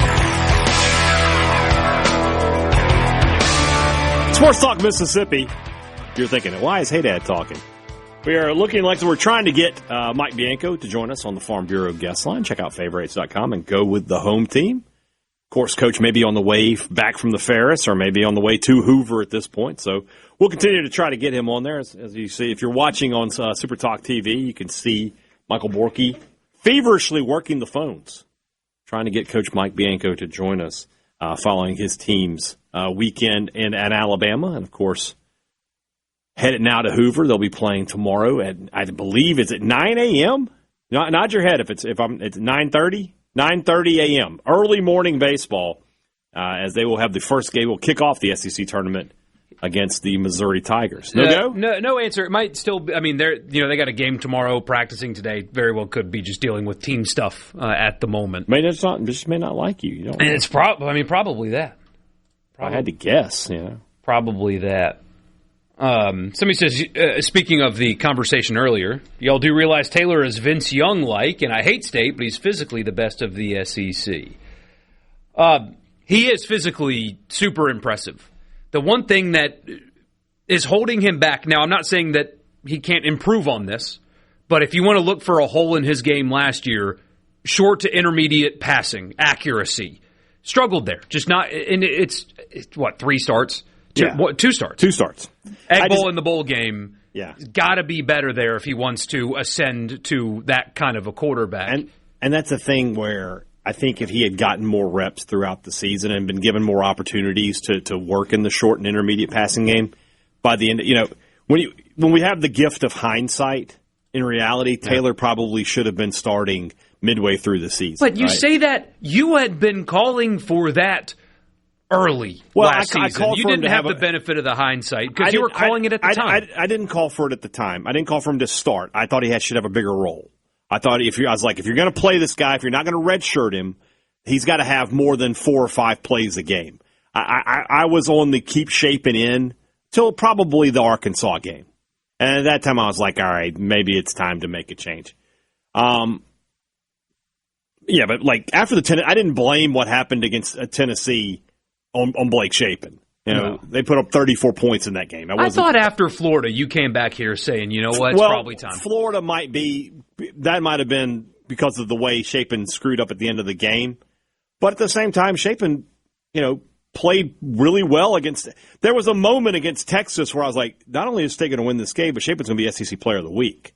Like he was having a fantastic game in that game. But after the Arkansas game where Shapen came out and Camario led them to a touchdown and then they brought Shapen back in, I was shocked. I thought for sure, I was like, this is just going to be Camario's team going forward. I think if he had gotten more reps, and he'll get these reps now in spring and get him in preseason camp, he'll get him in the games. I think by the end of this coming season, he'll be a much more accurate passer. Certainly needs to be 55% completions a season ago. Did run for, he played in almost every game, but didn't get consistent carries. Still had 458 rushing yards last season. Yeah. He was a starter for 2 games. Yeah. Had 458 rushing yards. Those 2 games, he had big rushing yards. I mean, was it 180 against Ole Miss? Yeah. Was really good running the football. So. With an average O-line, the conversation is way different about Shapen. Possibly You're right. so. I agree with that. I mean, Shapen put up the numbers he did behind an awful offensive line. If he had gotten more protection, he probably would have been a little bit better. But there were also plenty of throws that he had the opportunity to make where when you're overthrowing Brennan Thompson, the fastest man in college football, that's not good. And again, the Florida game, all you've got to do is run the football there. I don't know why. I blame Jeff Lebby for the play call, but I also blame Blake Shapen for not just being smart to go, you know what? I don't need to force anything here. Let me just try to get a couple yards and we'll kick a field goal. He's got to be smarter than that too. Yeah, see, people, I think you saw that in the Sugar Bowl, too, where when Daquan Wright caught that little out route right before the half, and he didn't run out of bounds, he cut back up and got tackled, and almost couldn't get a field goal off. All the people in the press box and the athletic guys are, see, this is what happens when Lane Kiffin's not the coach. Kiffin would have... You have a fifth-year senior tight end. Yeah, sometimes players have just got to be smarter. You catch the ball, go out of bounds. You design the play for him to catch the ball at the sideline and then step out of bounds so you can kick a field goal. I mean, you can't expect coaches to handhold every single player on the field. Yeah, like I said, with that particular in the Florida game, Levy's to blame because at that point he should just be like, hey, we're going to run the football here, hand it off to Fluff, or hand it off to Devon Booth, I guess would have been the guy in that game. And we're going to kick a field goal and we're going to try to win this game. So I blame him. But at the same time, Chapin's got to be smart enough to go, you know what? It's probably not the juice isn't worth the squeeze here. Let's just, if you go back and rewatch that play, and this is a theme for Mississippi State last year, and you know this, Brennan Thompson's wide open down the field. Yes. And so if you want to throw it down there and take a shot at the end zone, that's what I'm thinking there. It's like, if you're going to throw the ball there, take a shot at the end zone. Throw it into the end zone and try to see if you can get something, and you can just win the game there. Trying for a short pass there, it's dangerous. It could get tipped up in the air. You just don't know. And so that's why it was just a bad play call. And all of the criticisms about the offensive line are fair.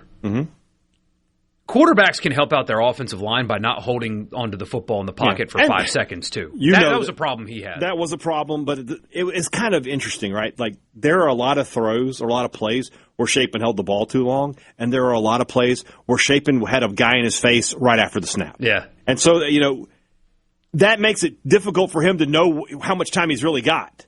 And so, I guess he was just like, when he had time, he was just like, this is luxurious. It's like driving in a 2-lane road with 1 lane. It's fantastic. I don't know what to make of myself, and so he took too long. Yeah. Somebody says what Wright did happen more than once with Kiffin on the sideline too. Exactly. I mean, and that's not necessarily Kiffin's fault either. Now, if you have players that are repeatedly making mistakes, then yeah, that falls on coaching. But that was a bizarre halftime where it was like, that's the difference right there. You have a veteran football player. You design a play. You know that you have the field goal unit ready, and it's, hey, catch the ball, get out of bounds. 8th grade football players know to do that. And very veteran football player, great player, just screwed up. And everybody up there sitting in the 700 level of the Superdome behind their laptops wanted to see something, and it was confirmation bias is what that was. Yeah. They wanted to turn that into, well, see, look, if Kiffin were there, they would have blah, blah, blah. That's what that was. There was very little critical thinking. Exactly. Yeah, that's just, I've already written the story kind of stuff. A lot of deleting of stories had to happen in the second half, but I bet there were at least 2 rewrites for everybody. It's like, all right, I've got Ole Miss winning. Oh, wait, I've got Georgia winning. No, wait, I have Ole Miss winning. What was the stage thing like? Were you watching at that point when they brought the stage out and then had to break the stage off? Can I be honest with you? It's okay if you say no. Yeah, the game was over at that point. Once I knew that Ole Miss kicked the field goal, right? Yeah, with 6 seconds left. I turned it off and just stared it out into space. I was like, I swear to God, if I have to go to the national championship game, I'm going to jump off a building. They brought the stage out. Yeah, I heard. I was looking at Twitter, and they're like, "What is this? This is a disaster." I was like, "Is there a way Georgia could win this? Is something happening? Do I need to fire off a prayer? What's going on here?" But yeah, I had turned it off. Only in college football. In fairness, though, I watched the whole game. I knew what had happened. Yeah. I was prepared. Once that field goal went in, the game was effectively over. But they brought the stage on the field, and there was 1 second left because of. That was a bizarre officiating situation where they were just trying to make it more about anything other than just letting the game end. I wonder because I did that thing with Richard where I watched the Ole Miss, but that's Ole Miss Arkansas, the baseball game with him, right? I wonder what you and I watching the Ole Miss Miami game would have been like. Because when Ole Miss You'd be surprised, man. I don't like. I don't get mad into it like that. Beck scores, and Ole Miss gets the ball back, and they still have plenty of time. And I'm telling you, I had the 1,000-yard stare, just like. No, you knew Miami was going to go down to score. No. Beck scored. I'm talking about when Ole Miss got the ball back.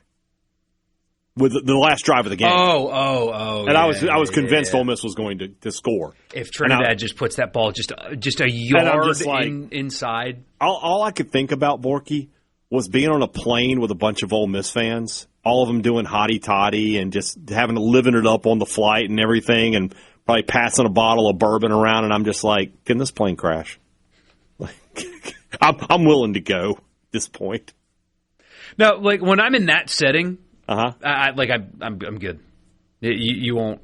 And now, if we were sitting on the couch drinking beer, well, that's what I'm talking about. I wanted to we're watching the game. We'd have fun. We would have fun together. But we got to have a camera on us. That's fine. We'd have fun. You couldn't have just let loose? No, we'd have fun, is what I'm saying. Okay, yeah, we'd have fun. Okay. In a professional setting, zero fun, sir. That's what I'm saying, though. We're watching the game for content.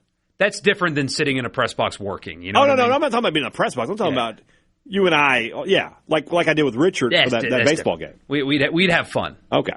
You wouldn't be able to get to me though, like you would him.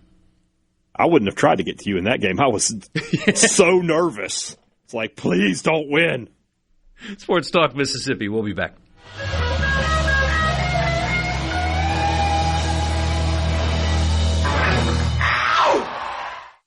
From the Sea Road. Can you feel it? Can you hear it? Sports Talk Mississippi. Yeah! On Super Talk Mississippi.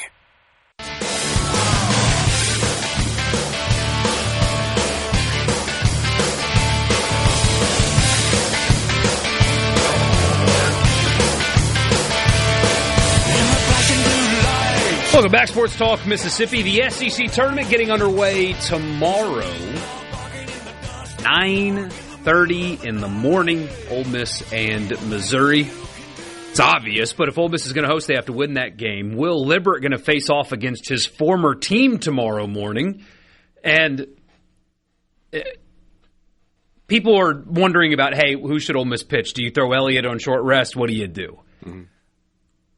The decision they made was the correct one. It's not a win-win, but it's a win or the loss isn't really that bad. Here's what I mean by that.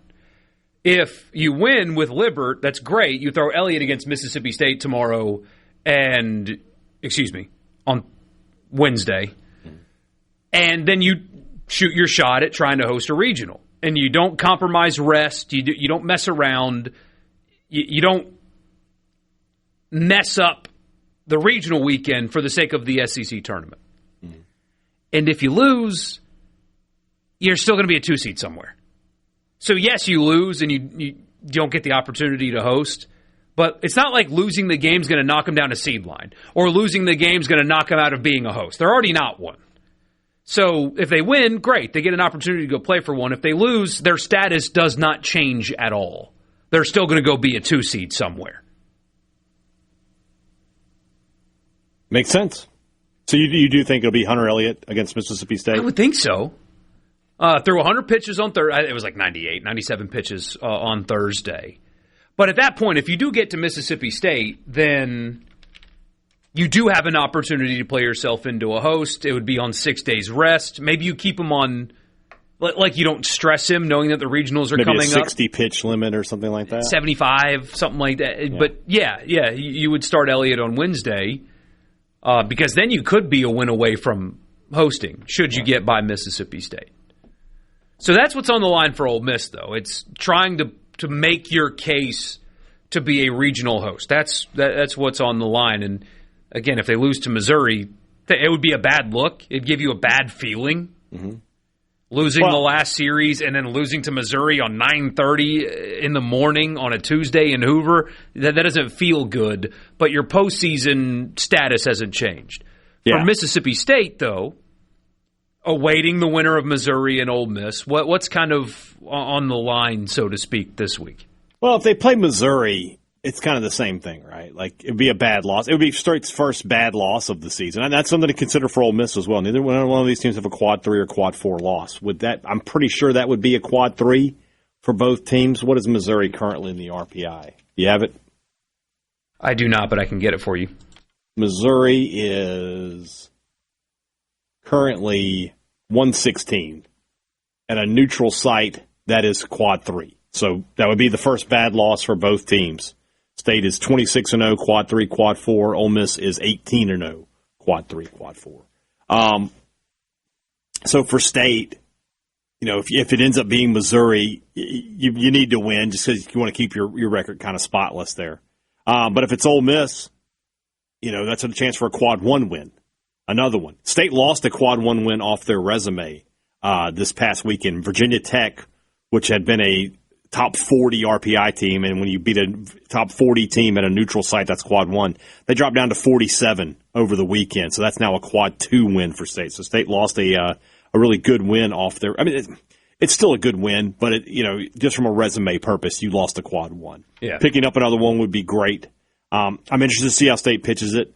I think they should go as left dominant. Ole Miss is not a good left-handed hitting team in terms of hitting against left-handers. Mm-hmm. You've got some guys there in Bauer, Maddox Miller, Dane Burns.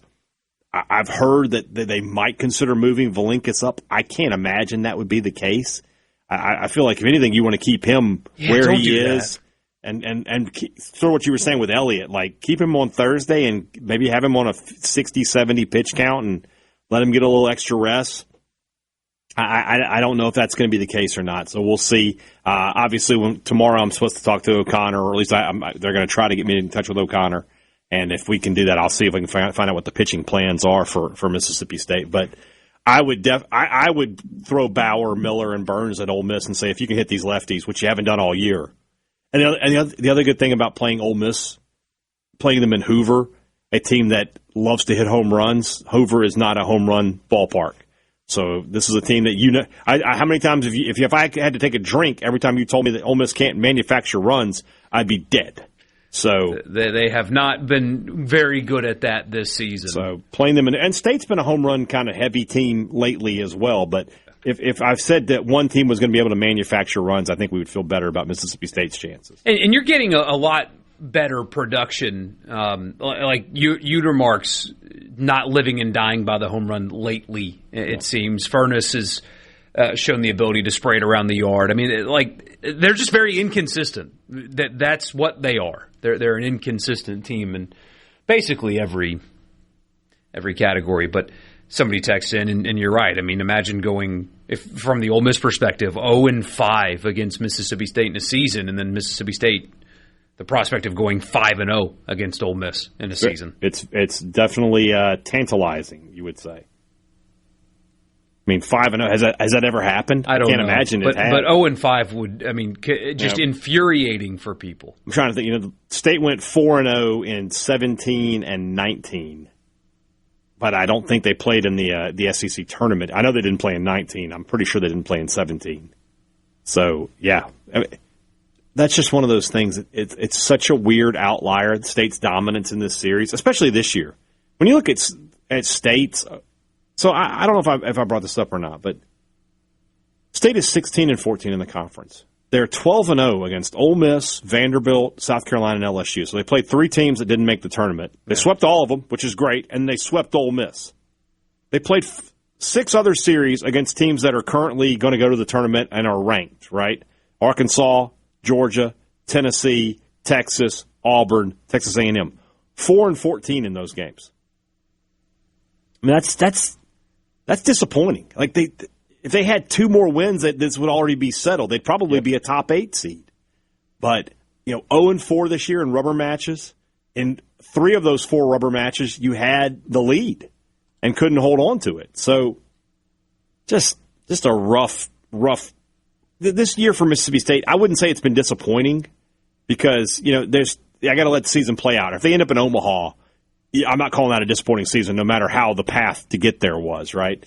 But the fact that this team is, towards the bottom of the hosting pile and not going to host a super regional, that's not what I expected of this team when we were back in February. No, definitely not. But, the amazing thing about sports that have these big postseasons, your season's divided by 2. Nobody will care at all that they kind of sputtered to the finish if they make Omaha. But if they go 2-Q in a regional, yeah, it'll be tough. So there's a lot riding. It's not particularly fair because it's year 1, but there's a lot of pressure on Brian O'Connor over the next few weeks. Yeah, just to validate everything that has been given. If O'Connor gets out of his regional, at that point, you lost in a super regional. Nobody's going to complain too much, right? They're going to say message boards and stuff will, but they might, but by and large, it's going to be okay. And you're just going to look at it and go, all right. Assuming they don't, you're going to make the assumption they're going to bring back Valinkas, McPherson, Stone, Bauer, Miller, all these pitchers. You're going to have one of the top pitching staffs in the country. You bring back Jacob Parker to kind of build around from an offensive standpoint. You're going to bring back Ryder Woodson, who had a really good weekend this weekend. I think he's got a lot of potential. He's just got to figure it out. You're going to be active in the transfer portal. The resources are there. Year 2 should be you got to be better. You need to be next year. You need to be what's the word I'm looking for? You need to be a little more consistent winner. And somebody makes a good point here on the text line. C-Spire text line. Losing McPherson, you probably do have a couple more wins, right? You probably get a couple. If McPherson had been healthy the whole season, I think State probably has at least 1 or 2 more wins, and then again, all of this is settled, right? If you were 17-13, you're probably the 8, 9, 10. If you're 18-12, you're probably talking about being an 8, a 6, 7, 8. I said 8. Can't do it. I said 8. In that range. So yeah, losing and the committee I think looks into that. So. Somebody's asking about the how the ABS review is determined, and it's a good question because he says numbers on uniform would not be correct. You can't do that. Bottom line is the knee, and so many inches from that. Just how are they doing it? I forget the exact percentages, but it's like, what is it, 58%? So they measure every player individually, and the top of their strike zone is 58% of their height. And then the bottom's like 23% or something like that. Something like that. But each player is measured individually to determine the height of their zone and the bottom of their zone. And the zone does change based on player. And it's 19 inches across. So a little bit outside the length of the actual plate. And then it's 8.5 inches from the back point of home plate is where the 2D zone will be. So each zone will be different height, ceiling and floor, if you will, for each player. It will change per player. But the dimension across is the same for everybody. Sports Talk Mississippi. We'll be back.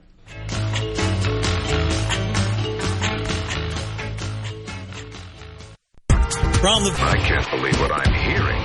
This is Sports Talk Mississippi, right here on Super Talk Mississippi.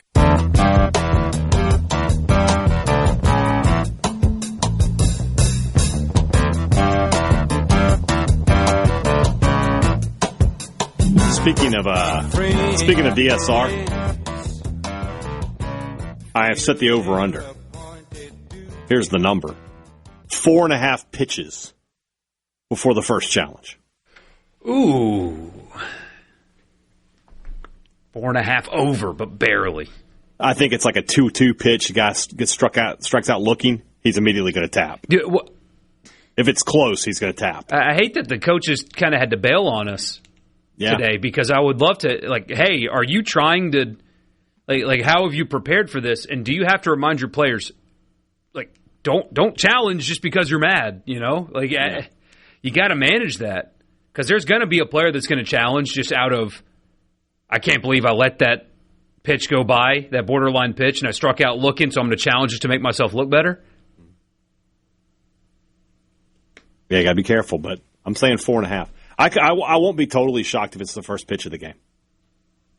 That would be so funny. Just like the ball, at the knees for a strike, just immediately taps, and it's low. That honestly, that would make me laugh. Yeah. So 4.5 is my official number. Says is under, second pitch of the game. Okay.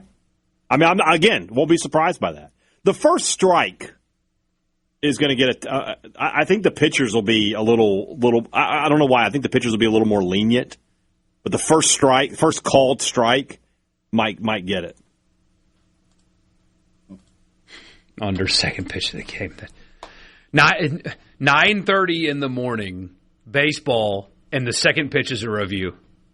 The SEC Network's going to be furious at the pace of play in this one. Well, I mean, they should. These things should go quick, right? They should. They do in Major League Baseball. In Major League Baseball, it's they announce the challenge. Here comes the video. It's like a 15, 20-second process. Yeah, Mike, see, this is what makes this whole thing bizarre. So if you guys missed it, in order for the NCAA to approve this, they had to set the parameters on whatever BS they're talking about with the college strike zone, which includes an area that is outside of the plate. So the strike zone is off the plate still. And that's the only way the NCAA would approve it. And he brings up this comparison. Can you imagine a review challenge in football about the ball crossing the plane and them coming back and saying it was across, but it wasn't over an inch across? Yeah. That's what we're dealing with tomorrow because they're using this arbitrary parameter, which, hey, we're actually going to have to expand the plate some. Even though the plate is a certain size, the zone's going to be bigger than the plate. Yeah. Then just make the plate bigger. I don't quite understand why this had to be this way, but wouldn't you want to be the first college player to use ABS? Yeah, it's kind of like that's a good point. Lead off, man. I want to the answer to a trivia question. Who's the first one to do it? Over under 9:33 Central Time for the first helmet tap. Obviously, Ole Miss is the home team. They'll bat second in this one. But if Ole Miss was leading off, who would be the first Rebel to Tom Decker? Decker would be just right off the bat. Because I mean, he's one of his strengths is he sees pitches very well. Yeah. So if there's, I think State would get to Noah Sullivan, but Noah Sullivan would do it quick. How many challenges do you have? 3. But if you win one, you keep it. You keep it. So you can keep as long as you're correct, you just keep challenging. Is anybody going to run out of challenges? I don't think anybody's going to run out. Somebody will run out. Just being dumb? Yeah. I mean, and that's the other side of this is like, bottom of the 5th, bases loaded, called third strike. You got to challenge. You got to challenge. Even if you think it was a strike, you're like, I got to challenge. I got to be sure. Yeah. I would love to see a game end on an ABS challenge in this tournament. Oh, that would be incredible, yeah. Just an absolute electric factory. Especially these early games with 500 of your closest friends. Yeah. Coffee and baseball. I don't know if that's not supposed to go together. That's not what I like. No. Oh, I forgot to bring this up on Losers. I saw a video of youth baseball parents filming a TikTok where they had a big cooler and each parent contributed alcohol for the cooler for their kid's baseball game. Oh. If you can't watch your kid play baseball without drinking, you need to go somewhere. I'm sorry. I thought this was America. Is this not America? Yeah, I thought this was America. I forgot to send it to you too. It's the sad. It's every parent is like, I brought a 12-pack. I brought vodka. And it's for a 9-year-old. Vodka. Yeah. Oh yeah, they had everything for a youth baseball game. For youth baseball. Yeah. I mean, I hope they're just trying to get some clout, man. That's pretty rough. Bad way to get clout. It's a terrible way to get clout, but nowadays, is there truly a bad way to get clout? Everybody wants it. Everybody needs it. All right, so tomorrow when we come back, we will know what happened with Ole Miss, Missouri. We'll know if Ole Miss is playing Mississippi State again or if Mississippi State's going to play Missouri for the first time. Hopefully we'll have Brian O'Connor on with us as well as his team gets ready to start the postseason over in Hoover on Wednesday.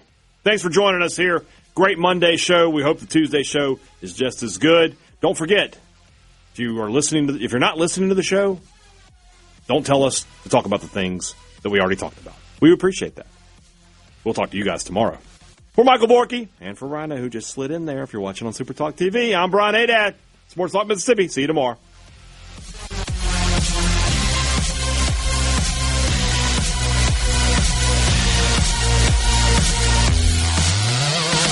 Oh, it's incredible! A SuperTalk Mississippi media production.